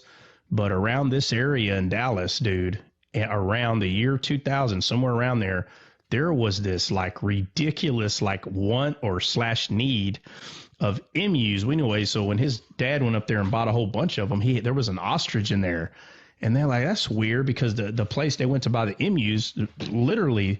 Like the area he went was a bunch of emus. So obviously, they had ostrich there too, but he didn't understand how. Well, anyway, he went ahead and kept it, and he had to keep it separate from the emus. He had it by itself, and so I taste both their eggs, and they taste gamey too. But I tell you what, you make an omelet out of a ostrich egg, because obviously it was. Bro, that'll feed like 10 people, bro. But it fit all of us, bro. But he didn't just keep one. He went and bought like 4 or 5 more. So he ended up having 4 or 5 ostriches out there. And, hey, bro, the shell, like the egg, bro, that sucker is like, right? Yeah, it's thick, dude. The calcium on there is probably, let me see, a centimeter. I don't know. It's probably maybe a 1/4 inch, maybe. It's like a 1/4 inch thick, dude. It's thick. Like you have to slam that sucker on the ground. It's just not like, Yeah. It's like a bone. I seen it, bro. I seen it's it like a bone at that point. I seen somebody making one, bro. They had they was hitting it with like a hammer, bro, to try to crack it and like on the counter and not like spill it everywhere. It was hilarious. But Oh yeah, they made fun of me because they threw an egg at me, and in my head I'm thinking egg, so I'm like, bro, like I'm thinking if it hits the ground, It's you know, over. it's gonna crack open like an egg, and they laughing. I'm like, what? They're like, bro, that thing hits the ground, it ain't gonna crash. He said, bro, we'd have to drop that thing from the top of the house. Like, I'm like, what? And he's like, yeah, watch. So when they opened it, his dad took a little drill and he just drilled a hole. Like it was pretty thick. It was probably about maybe an inch or two bigger. It was big, the hole that he drilled. He drilled that sucker in there, and that's how he got the egg out. And he drilled a little hole in the back, and they kept them, like, you know, for all kinds of reasons. I don't really care, but they did. They kept them, painted them, and It's pretty cool, anyway, he actually. showed me. Pretty cool. Yeah, he showed me, and I'm like, whoa, dude, like, it's a bone, like, literally. I mean, it's just so Make a much piggy there. bank out of it, bro. Make an ostrich Yeah. egg piggy bank. Yeah. But Yeah, no, but I'm actually pretty petrified of ostriches, bro. They scare the mess out of me, bro. I ain't gonna lie to you. I don't bro, like them. hey, if they kick I don't like them. kick your leg, they'll break your leg, dude. Oh yeah, Like they'll they're kill so you, bro. strong. Oh yeah, Yeah, I they're don't so fool with them, strong. bro. When I used to go to the safari with my parents, I'd be like, man, I am not rolling down this window. No, sir. Yeah. He's sticking his big old head in here. Nope. Yeah. Not Get my today, Satan. eyeball. Fast too, ain't it? Oh yeah, they're very Yeah. fast. Yeah, they're pretty fast, dude. They're like you know, they're like a like a dinosaur, dude. You know, like a raptor, you know, without the actual hands. Yeah, I think they're like the fastest, whatever it's called, the animals that lay eggs. I don't know, I can't remember what they're called, but they're the fastest egg-laying animal in the world, I think, if I'm not mistaken, something like that. How fast are they? They run like 30 miles an hour, bro. Yeah, I know they're fast. I just don't know Yeah, I think it's how like 30 fast. miles. Like you can't outrun him. If he wants you, he gonna get you, bro. So I don't fool with him. I don't fool with him. Yeah, he come up to me. I'm gonna lasso his butt. I'll be riding him before the day's over with. I'm gonna jump on his back. I'm gonna try to chop him in his neck and run. Yeah, well, I mean, I'm not gonna outrun him, bro. Like, bro, in high school, Bubba, I'm running a 4.8, 4.9, bro. I'm barely beating a 5. I'm not outrunning no ostrich. Yeah, them things is scary, bro. Then they got that big old nail in the front, man. Oh my goodness. Oh yeah. Oh man, I forgot about that. Yeah, bro. They hit you with that bad boy. You're gonna think you're being attacked by a dinosaur for real. Oh yeah. Yeah. Heck Nope. no. Them and gators, bro. I don't mess with them and gators, bro. I leave them alone. I don't mind. I don't mind swimming with the sharks, bro. I know you don't like the sharks, but I'd rather the sharks. Oh man, better not. Yeah.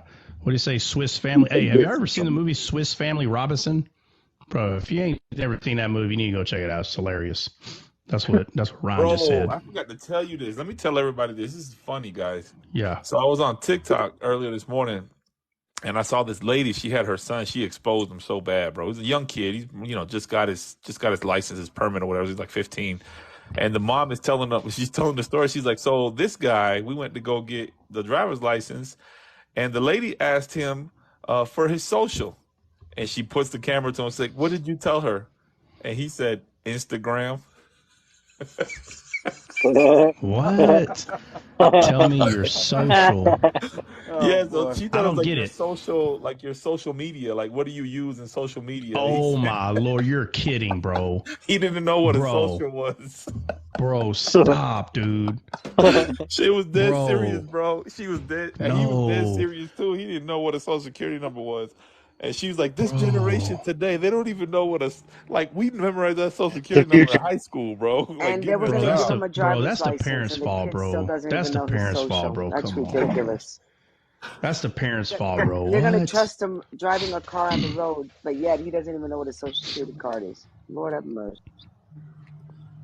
Oh man, wow, that's hard to swallow right there, boy. I was crying What's laughing. your I what's said, your that is what's your social? Instagram?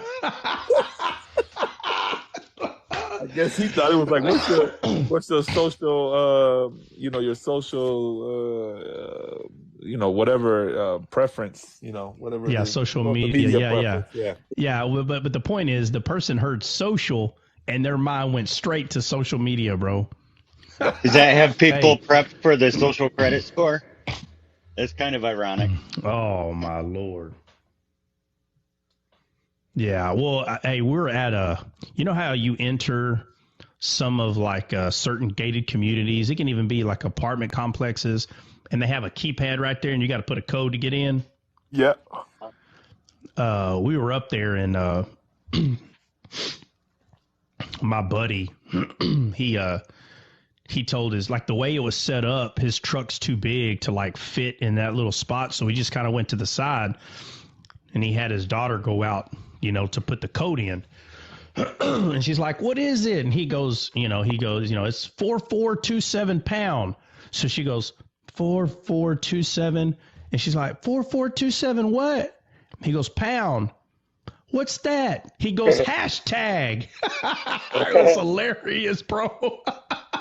They don't recognize what a pound symbol is because it's hashtag symbol now, Mhm. I was like, oh, it's like everything is just not the same anymore. Pound sign is no longer a pound Hey, sign. It's try. What was the point of the pound sign on the phone though? Like real talk. Like I never really understood what it was for. I never because used it. pound was used to end something, to end. Oh, okay. So like you'll be on the phone with someone and they'll say, okay, I'm going to put you over to the director or to the line, so whatever. And then when the automated system came on, it would say, type in your phone number now, ending with the pound sign. And so you would type in the number, and as soon as your number was in there, you'd hit pound to let them know that you were done. And then they would go to the next okay. next thing. And so It was what like about star? the star is the Bro, you don't remember star 67 and star 69 where you used yeah, to star call was the anonymous? beginning. So it's Yeah, like no, but it was like I Did know you used star initiate. 67, but like was that the whole purpose of the stars just to put star 67? Like I never Of course understood not. no, it's like hashtag. Now you got me saying no. It's like the pound was used to end something, and the star was at the beginning. It was like the pound was a Yeah, but the what do you pound was call it? also used. The pound was also used for connecting to another thing, to another. Remember, the direct link. Justin said pound sand. My mind just went blank. Hold on, stop. I mean, Yeah. Aaron. So a pound was like the suffix, and the star was like a prefix. If that makes any sense, that's kind of how they were used. They were completely different. Lord have mercy. Hey, look at Jordan's comment, bro. Oh Lord, I shouldn't even point you to that direction. Try pound is for period. Period. Oh man, that bro, okay, he comes in with some hitters, bro. Is that? Oh yeah, Jordan is probably the funniest dude on TikTok, bro. Straight up. Bro, hey, I said that to my heifer the other day. She rolled her eyes and she was like, "Oh my God, that song's gonna be in my head all day now." That's horrible, bro. I hate when you remind me. Yeah, that's Direct extension. You hit pound and you put if they had a extension, you would add that also. Well, every time you bring up that period I song, all I can see is like that girl's mouth and her tongue sliding out the side of her. Ugh, bro, I can't believe they made that a hit. I'm telling you, bro, you don't need any creativity to make a song, huh? Said I can't stand you for that. I can't stand you for that. Bringing that mess to my memory. I can't stand that it got created. It drives me crazy, like, because there's really not a whole lot of room for creativity. I mean, all you have to do is just think of the most ridiculous thing and then just do it. And I'm telling you, people love to spend money on anything. You could take a piece of paper, do something with it, and say, I guarantee you, bro, you take about 15 wads of paper, wad them up, make them big. You can you can dip them bad boys in like some kind of like acrylic to make them hard and make them plastic. And you can say, okay, indoor snowballs. Everybody will buy them. Everybody, because they're white, they're round, and they're a little hard because you put a little acrylic around them. First of all, they're only going to weigh like, I don't know, 0.2 of a pound. I mean, it ain't going to weigh nothing. So if you hit somebody with them, it ain't going to hurt. but you'll become a millionaire. So whoever just took that idea and ran with it, you go right ahead. Just make sure you put my quote in my face right there. Thanks to Trot Hope for we giving me don't this see try in the Shark million Tank. dollar idea. I'm telling you, man, there's been things that I've thought about inventing and I just hadn't done it. But I'm telling you, looking at some of the stuff that people buy, my inventions actually don't sound too bad, to be honest with you. But it is what it is. Dude, my dad, way back in the day, for some reason, he always thought that he could do like a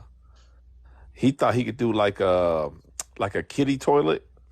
And he had this whole idea of like the brush coming and scooping it up and throwing it to the back and like electrically, so you don't have to like scoop the cat litter or whatever.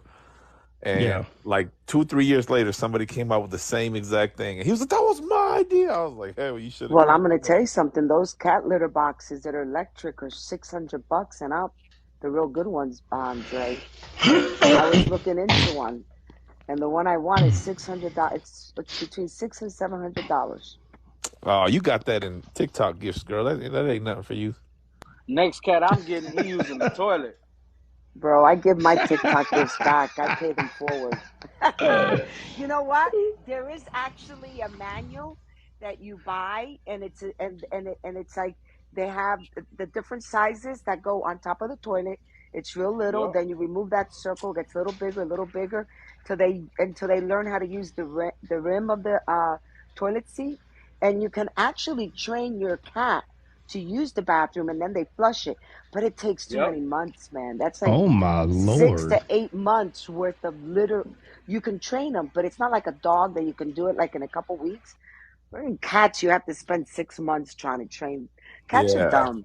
No, They're not dumb. I shouldn't say that. Cats are really sharp. No, they're not dumb. They're not. They're just so independent. They're spoiled. They're so spoiled. Independent. They are. My cat is like, she's a hot mess. Yeah, because they're like, you're not going to make me do nothing. I've never seen a cat get like spanked, quote unquote. Like, your newspaper, you grab your little puppy and you teach them quick. I've never seen somebody like, oh, let's train a cat, and you grab him with a newspaper and get him. No, because you can't do that with the cat. A cat will box you. He'll take his paw and go smack, smack, smack. By the way, my little puppy Trot, he's been really, really good at nighttime, man. Like, he has had 0 accidents. I'm really surprised, but I do take him out like every hour on the hour almost, because he's tight. He's still learning, but I think he's getting the hang of it real fast, man. I think in a couple of weeks he'll be good to go, bro. Bubba, my buddy bought or actually me and my heifer went to Puppy Island. Yes, in Texas there is a place. It's called Puppy Island. Bubba, I'm not kidding you. It is, listen, just so we don't get into sarcasm or exaggerations, okay? I am 40 years old, and I know what an acre of land is. I live on a few acres. I know the size of an acre. I'm telling you right now, I'm going to look it up. I'm going to find out what it is. But just off the top of my head, it's for sure 1, 2, 3, 4, 5. It's for sure 7. It's for sure 7 acres. Okay. It could be bigger than that, but 100% is for sure 7 acres. Now, I don't know, like, if you go online and look it up, I don't know what they would be considered like the whole island, but if there's parts that's considered the outside of the island, whatever, dude, you add all that property together that all the dogs are on, it's 7 acres of dogs, dude. Whatever kind of dog you want, they have it right there. Well, anyway, he wanted a what kind of dog? What's the dog with the big old ears? What are they called? Basset Hound. My bass. That's what he wanted. So we went up there specifically looking for them. So we found one, and of course his daughters named it Chip. That's the name of the dog. And dude, I'm not kidding you. This thing has destroyed everything in his living room. Every day it just finds something different to chew on. Matter of fact, bro. Hey, you guys want to hear something? If I can. CJ writes me in the comment, Jesse, where have you been? We've digressed so far. And I write to him, I know, I give up. And then I wrote, it's a male deficiency. Oh, my Lord. CJ, bro, really? You're siding with the enemy, bro. Oh my Lord, Bruh, have mercy, this guy. bruh, Listen, I'm just gonna sit here and watch soap operas or TV or something while you guys get Oh over my your Lord, whatever listen it to is. this. Because I'm not gonna keep throwing Man, chancletas guys, we out. got a It's not whistleblower. happening anymore. We I'm got not a gonna get in my whistleblower. belly. This I is cook why Trump now. Oh my. says. I clean the This is why pool. I Trump do says he don't something. trust no man till he goes to war and shots come down range, That's because right. Yeah. they will flip on you. When we get, yeah, that's right. We get shot at, and I'm looking at you, and you're handling yourself properly. Man, me and you can go. We can go get a steak together. Matter of fact, we're gonna go unalive our own deer, and eat together. Take a bite out of the All the deer heart, you want. because you are a Oh my real man. lord. CJ, you done stabbed me in my back. I feel I have been betrayed. I cannot CJ, believe this. CJ, you're the trumpet. You're just blowing the trumpet. It's all right. Oh, You stand. listen You to stand. this. You stand tall. Listen to this. My Lord have mercy. All right. All Blessed right, is he fine, who fine. proclaims the truth. Blessed is he. Blessed is he who betrays his friend. All right, fine. Let's go. All right, let's stay on topic then, since we got a whistleblower out. We're gonna get sued if we don't continue.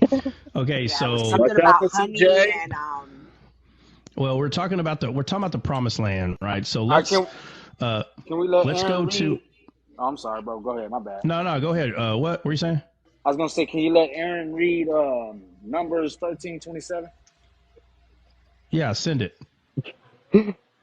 Numbers 13:27 says, and they told him and said, we came unto the land whither thou hast sentest us, and surely it floweth with milk and honey, and this is the fruit of it.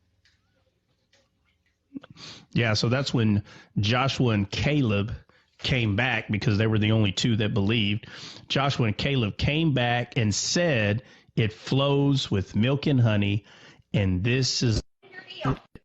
And so it's just, they're like, well, it was so big, they had to use a staff to carry it back. Yeah, here we go again with these coincidences. Say it wasn't a staff, it was just a stick, okay, that they broke off a tree, man, okay? It was just a stick. It's like, wow. And it's so funny that this stick was used to carry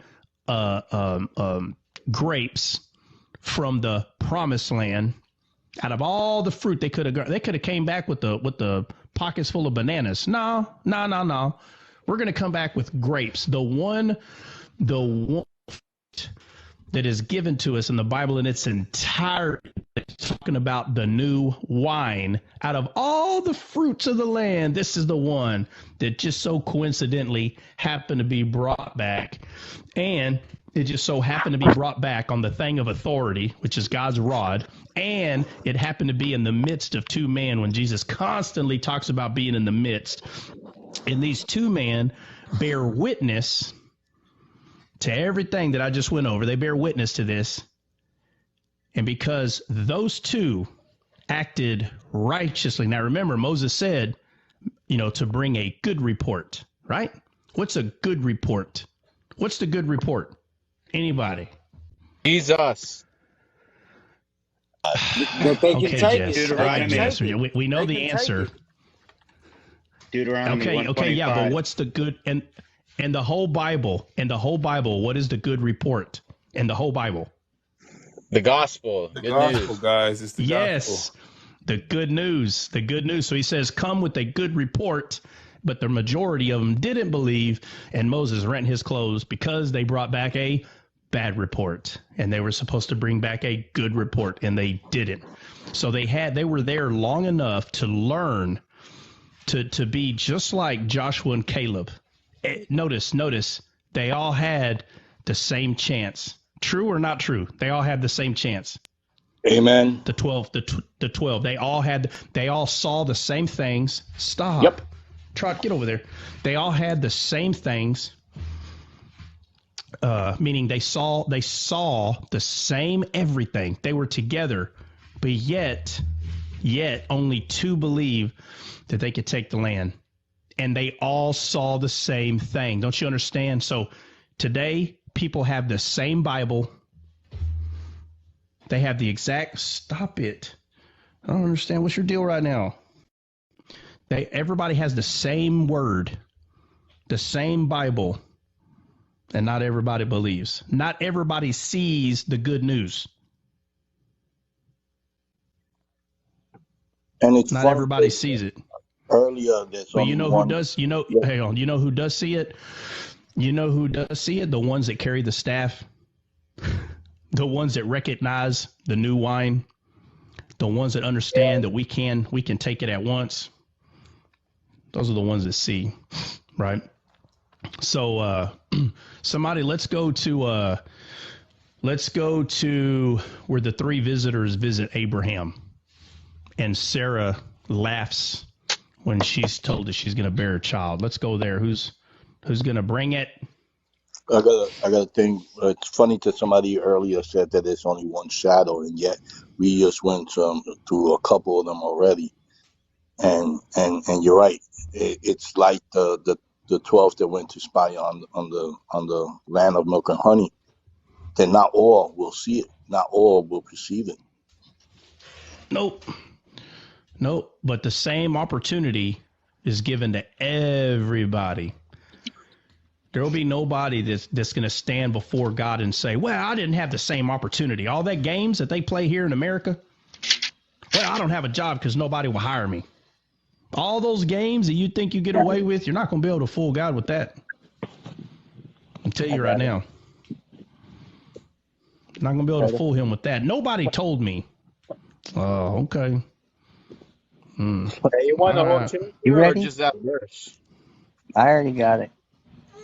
No, let's go to the one where when Sarah speaks. Go. Matter of fact, get to the part where it says, "Where is Sarah, your wife?" And I'll That's tell you verse when to 9. stop. 13, All right. So, 18, 13. oh my God, is it 9, What chapter? 13, or 17? 18? Well, 9 says, and they said unto him, where is Sarah thy wife? And he Yeah, said, there. So just start there. go ahead, CJ. Okay, don't. And then verse 9, and they said unto him, where is Sarah thy wife? And he said, behold, in the tent. And he said, I will certainly return unto thee according to time of life. And lo, Sarah thy wife shall have a son. And Sarah heard it in the tent door, which was behind him. Now Abraham and Sarah were old and well stricken in age, and it ceased to be with Sarah after the manner of women. Therefore Sarah laughed within herself, saying, after I am waxed old, shall I have pleasure, my Lord being old also? And the Lord said unto Abraham, wherefore did Sarah laugh, saying, shall I of a surety bear a child which am old? Is anything too hard for the Lord? At the All time right, of that's good. That's good.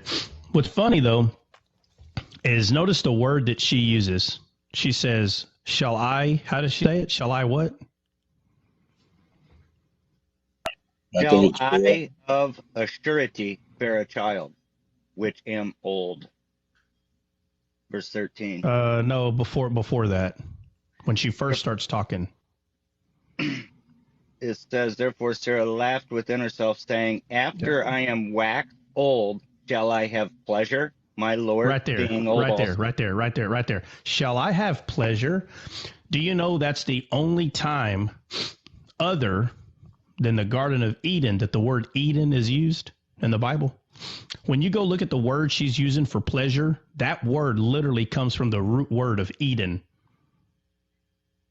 So even though it at first doesn't look like, it's like, no, it's not. It origins from the word Eden.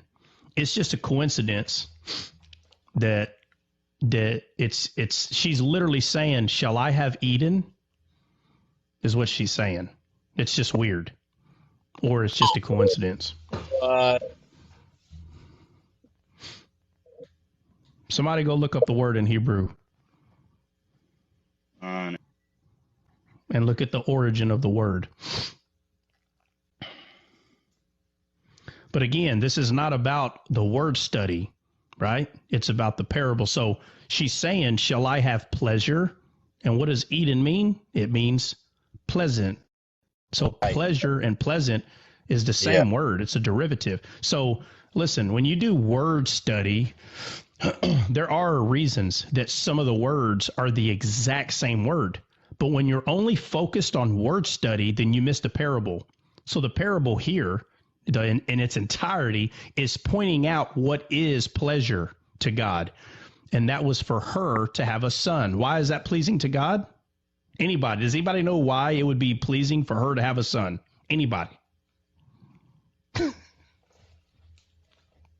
Because that's God's will, God's purpose. Okay, but who was the son? Jesus. Oh my Lord! In the story, in the Oh, story. well, You and Jess, hey, y'all I just go to the answer. The Isaac. answer is always Jesus, huh? You Nobody told us remembers the that son. everything is Is it Jesus. So Joshua? where Is Jesus I that is the know, but Hold on, Jesus. what hold on, was hold the on. name What are of you talking Sarah's about, sir? son? I had a work call. What's the question? What was the Sarah's name of son? Sarah's son? Nobody knows. Sarah? Oh man, Isaac. Isaac, Isaac. guys. Isaac. Isaac was the promise, the begotten That's what I son of Yeah, said. Abraham. I said yeah. Isaac. Y'all didn't hear me. No, you said Jesus. That's all I heard you say. No, Jesus. no, no. But after that, I said Isaac. Oh, yeah. Well, we couldn't hear it, I guess, because we're all laughing. But anyway, so she says, shall I have this pleasure?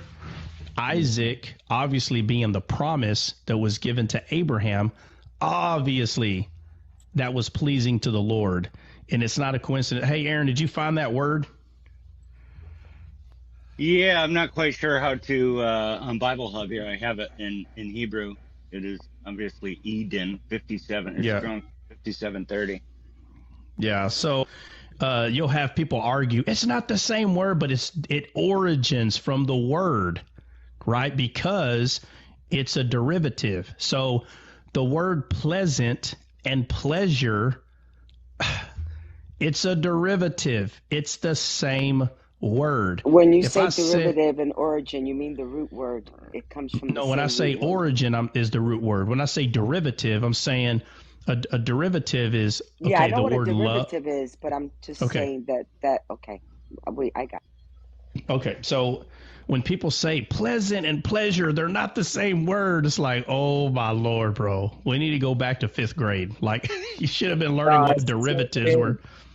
Huh? It's the same meaning. It's the same meaning. So Yeah. There's five it's occurrences total in the Old Testament used in that context. yeah, five occurrences where the word Eden is used in this way. Yeah, in 2 Samuel 124, Psalm 36:8, Jeremiah 51:34, and Amos 1:5. Okay, so go to the first one.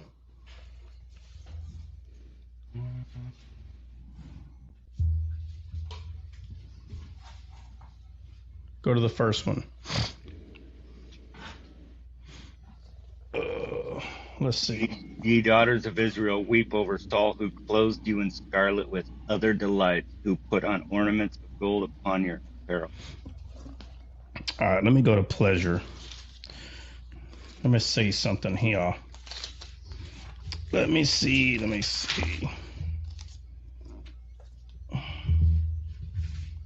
So it's the word delight, right? Is the one you're talking about? Yes. Okay, so the other ones, are they delight also? The other ones you brought up? In the KJV, Psalms 36:8 says, of the river of thy pleasures. KJV version. Okay, pleasure. What is it? Psalms what? Well, it's delight in KJV in the 2 Samuel 124 and Psalm 36:8. Yeah, so I wasn't okay, so I'm not talking about the word delight, even though it's the same because Eden means pleasant and delight. It means both. So I'm trying to see how many are you saying is pleasant or pleasure? That would be Psalm 36:8. Is that the only one That is, yeah, that the you other see? delicate, delight. Uh, Yeah. So No, the no, only no, other not I see is, not delight, just the pleasure. yeah, just pleasure is Psalm 36:8. All right, Psalms 36:8. Okay, hold on. Psalms 36. And what's the word? Is it pleasing, pleasure, pleasant? Which one is it? Which derivative? It says, the river of thy pleasures. Oh, pleasures with an S. Okay. Here we go. Psalms 36:8. Okay, so that's 57:30. Yes. 57:30.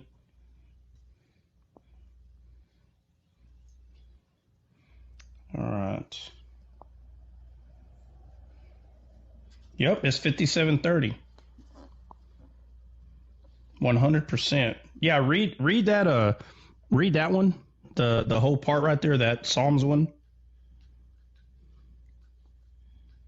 I got to pull it up because I don't know how to make my computer Okay. go to the verse. Okay. Give me 1 second.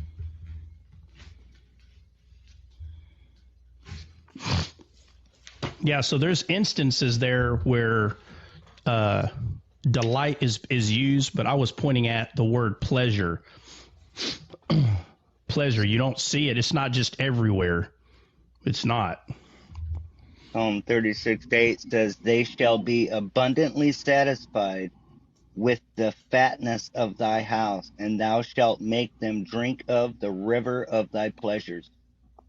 So watch this. Make them drink of thy river of Eden. Mm. Now read that again and just say Eden right there, because that's the Hebrew word, Eden. It says, they shall be abundantly satisfied with the fatness of thy house, and thou shalt make them drink of the river of Eden. That's what it says, right? Believers in me, out of their belly will flow rivers of living water. And Sarah said, shall I have this Eden, this pleasure? Shall I have this? Because each one of us get impregnated with Jesus, which is a whole different topic or a viewpoint. But it's not a coincidence that Mary, her name is Mary. I don't understand why people that claim to be scholars, I don't understand why this. Now, again, there are people that see this. The thing is, why is it not more prevalent? What's the problem? What's the issue here? Because there are people that see and understand these things, but how come they're not everywhere? It's an issue. But it's not a coincidence at all that the woman that was used to bear Jesus, the name of this woman is Mary. And Mary's name derives from the word Mara in the Old Testament, which literally means bitter water. Do you not understand the meaning of Mary's name? Is it a coincidence that the two women that saw Jesus, that was, went looking for him, he was resurrected? It's just a coincidence that the two women's names Mary, both of them are Mara.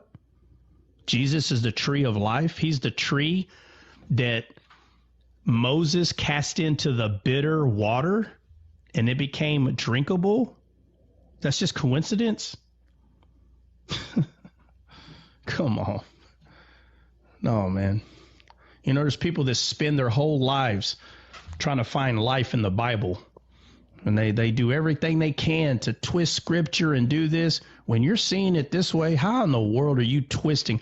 How are you? First of all, Mary's, the woman that bore Jesus, her name was Mary. Her name was Mara. Her name was bitter water. Nobody's twisting that. That's the name of her. Nobody made up that Moses was shown a tree. When they came to bitter water, they couldn't drink of it. Nobody's making that up. That's the name of these places. And then when he cast the tree into the bitter water, it became sweet. We just went over sweet. How are you twisting that? No, what it is you that don't see it.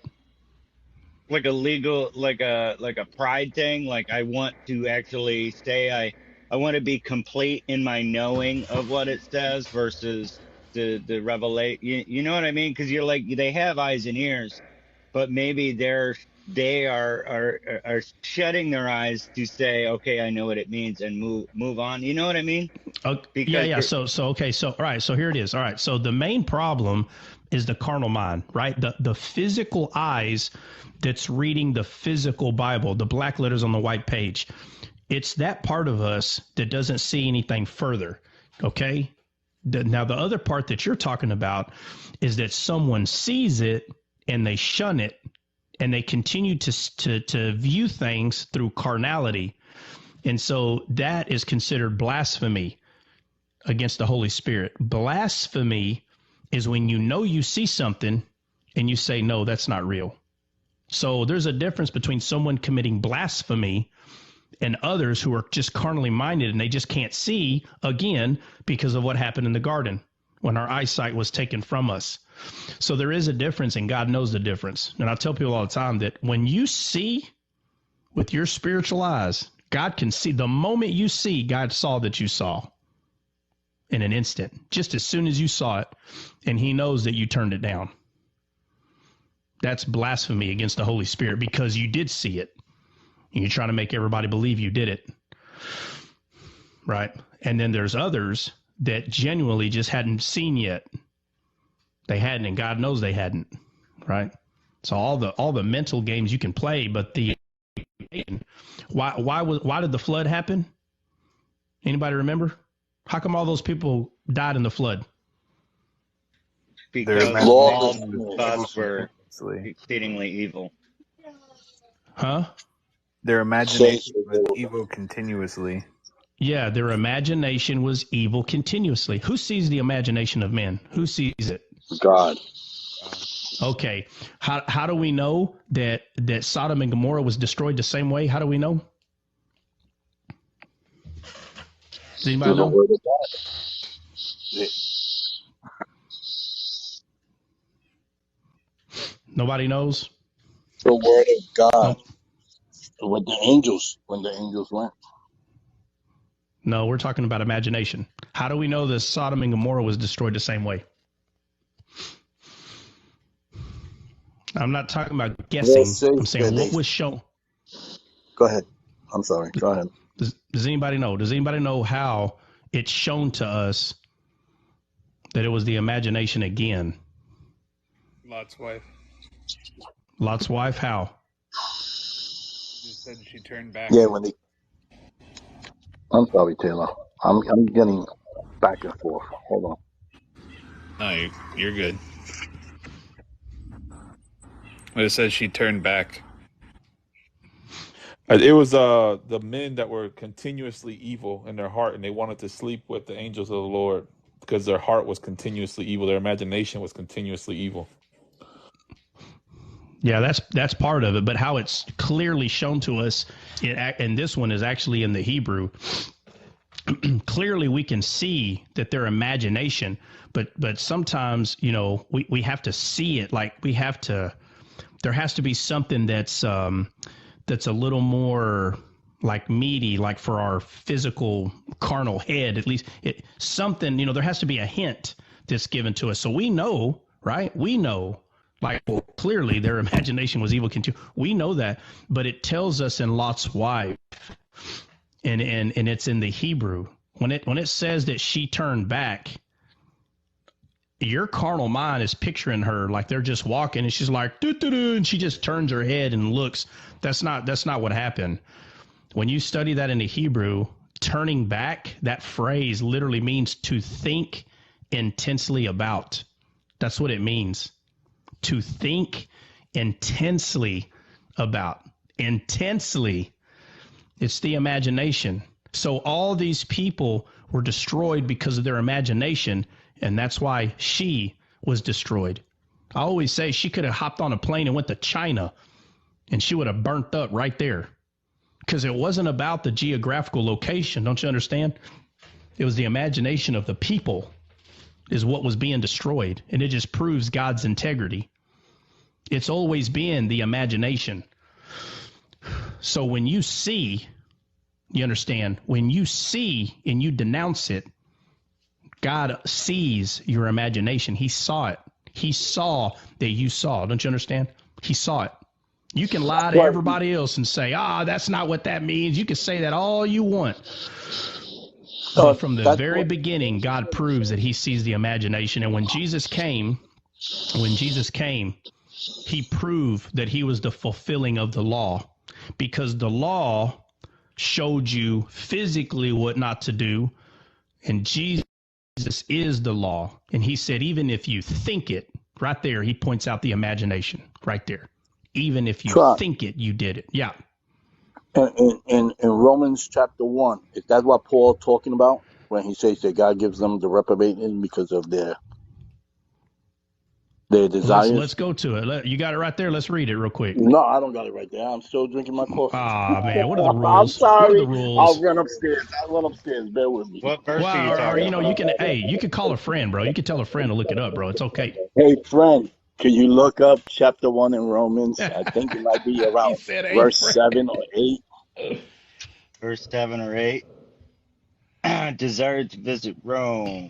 Bro, I don't know how I got dropped, but check this out. So the word that Trot is talking about is called nabat. Nabat. Which means to behold. Like when we think about like how we behold God, right? To consider, to regard, to see, to respect, to look down, to look about. To look down is very important too, because we know that we know what looking up is, right? When certain things happened, they looked up, which were good things, and this says to look down, and it says to look about, to look back.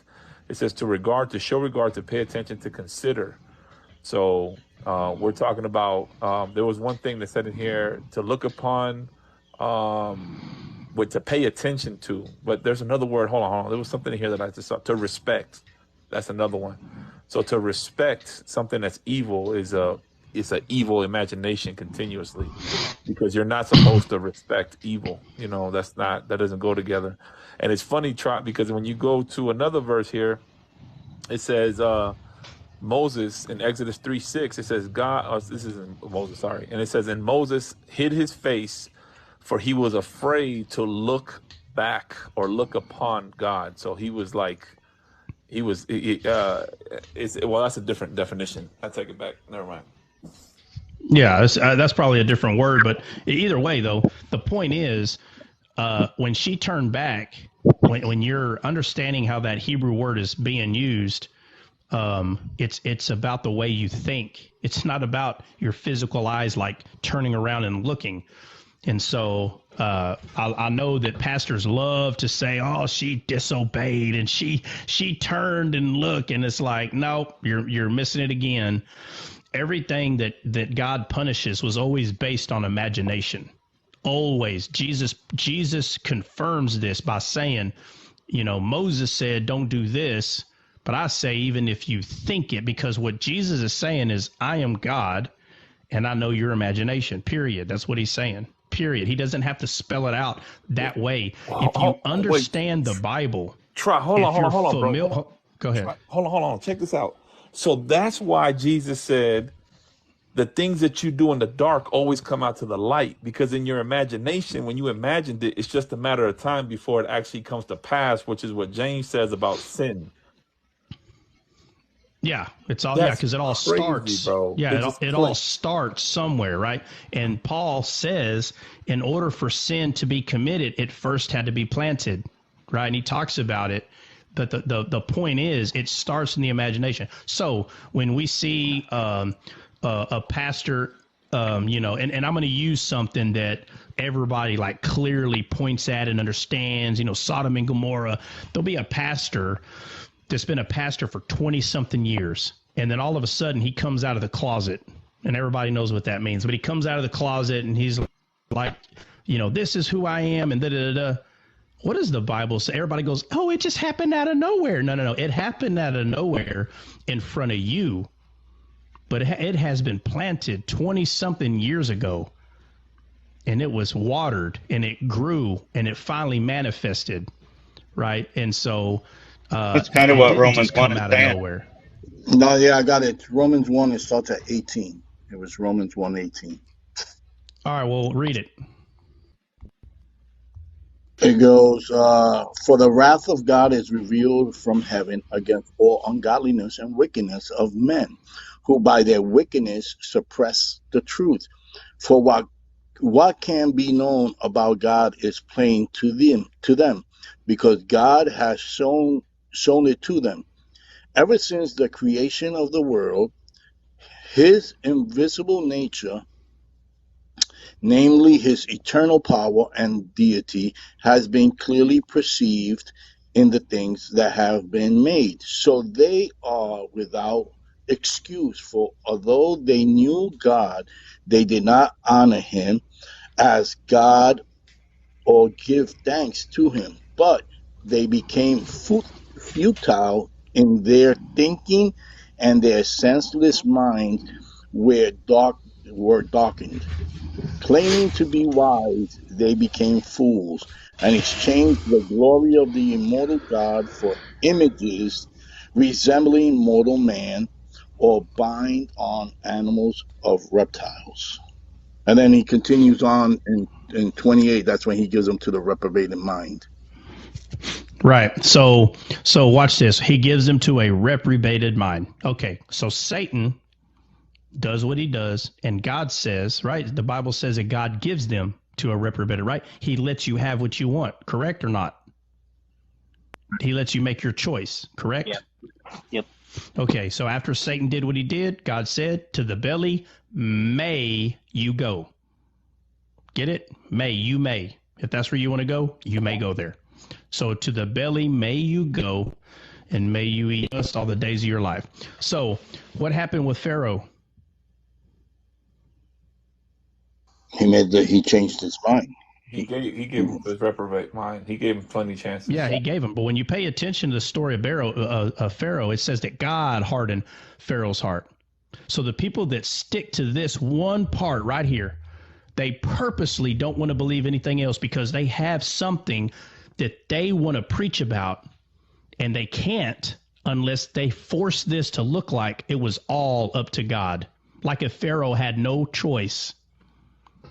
And so when you read other scriptures, and it does make it sound like that Pharaoh had no choice, that I made everything that's evil. You know, they share the scriptures that talk about God created hate and God created all this without context of the Bible in its entirety. The context in the entirety of the Bible is clear. You cannot compartmentalize a scripture and say, oh, well, this has nothing to do with the rest of the Bible. No, my friend. If God gives you over to a reprobate mind, then he gives you over to a reprobate mind. Do you understand? He told Satan, because you have did this, to the belly may you go. You can't forget about the other belly. You can't act like that men don't have a choice. No, the Bible says that God did it. Yeah, God did it. He's got the power to give them over to the reprobate mind. But if you pay real close attention to Pharaoh, God did not harden his heart until Pharaoh hardened his own heart 10 times. And I'm telling you right now, when these things are missed, it is the people that are trying to force this narrative to be true when the truth is you have a choice. Wow. In the Bible, you have a choice in the Bible. You have a Look, choice. oh, I'm sorry, Trot. Look what Romans 2 starts off with. It goes right with you.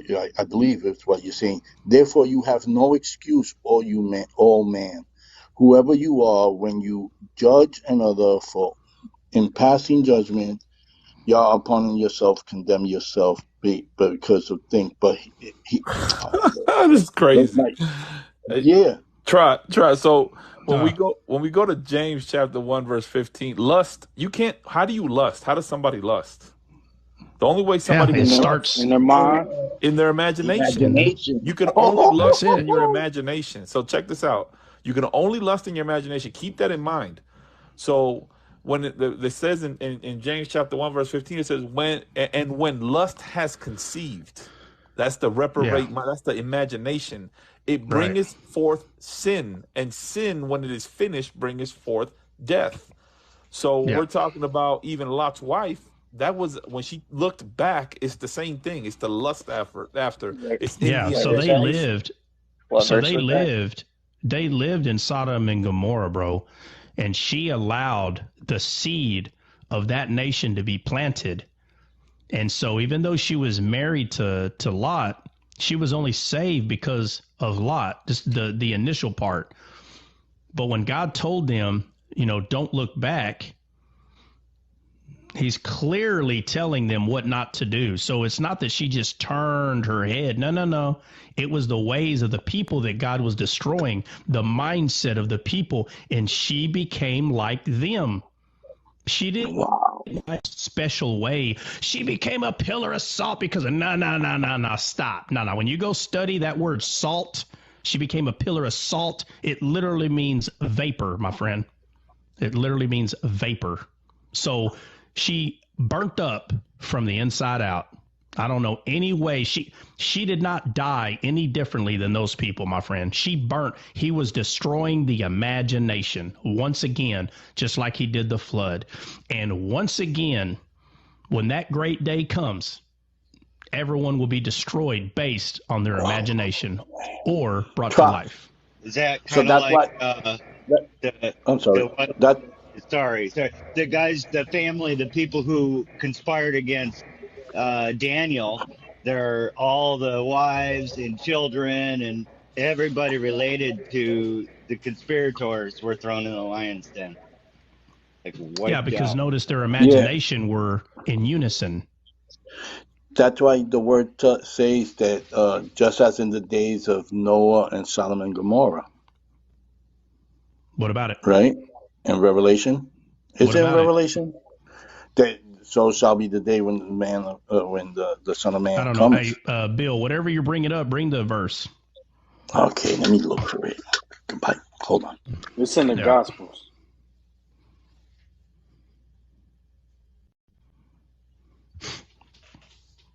I think it's Matthew, isn't it? Is it Matthew or Well, Look, I'll tell look you at what. Everybody make a note. All right. So we're imagination. So Bill, whatever verse you got there, you need to write it down, and you need to put a note of what you're saying about that verse, so we can start there tomorrow because it is already 10 o'clock. Yep. Y'all Yes, consider the sir. imagination of Adam and Eve too. Consider their Oh, it's the imagination. whole thing. It's the whole thing. It's the whole Bible's this way. The problem is That's But people. why our Paul whole The says problem. issue every has day been I got to renew imagination from my the beginning of mind. time. Ooh. That's why Paul says I got to renew my mind daily.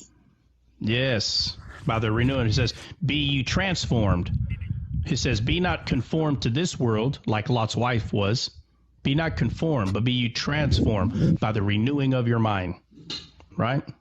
You have to renew your mind, because if not, your imagination is going to be the issue. Not whether. So these people that are lying to themselves, these first covenant believers, that they think everything's based on physicality, you become a fool because you don't understand Scripture. When Scripture is telling you that it is your imagination that's going to get judged, that's what's going to get judged, my friend. Your imagination. Oh, we going two So times today, ain't we? probably so. Yeah, we might pick up on this later. So I'll probably have it. around 4. Dre, we good at 4 or what? 4 Central Time?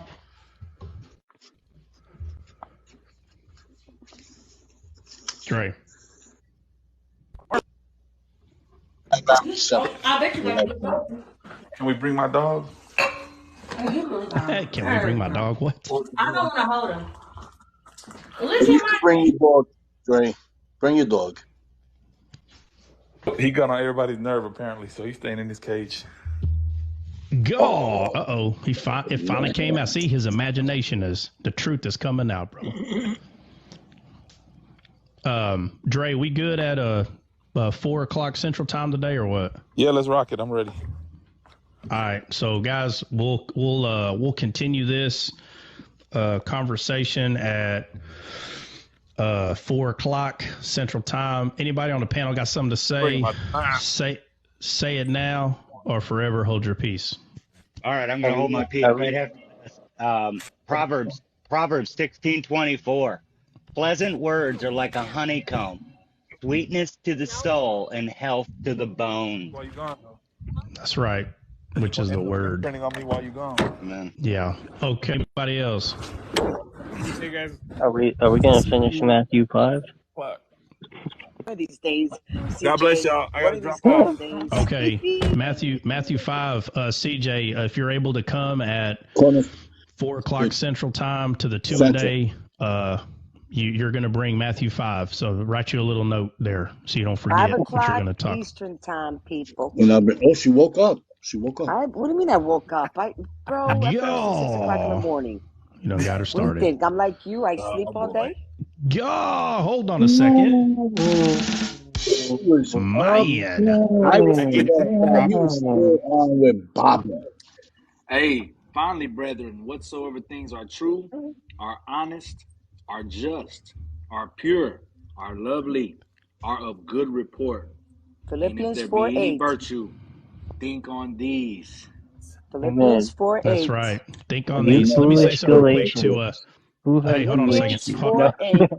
8. CJ, hold on a second. What's up? Let me say this to Maria, Tita Maria 76. I'm not sure if I even Tashaya Maria 76. It says send invites.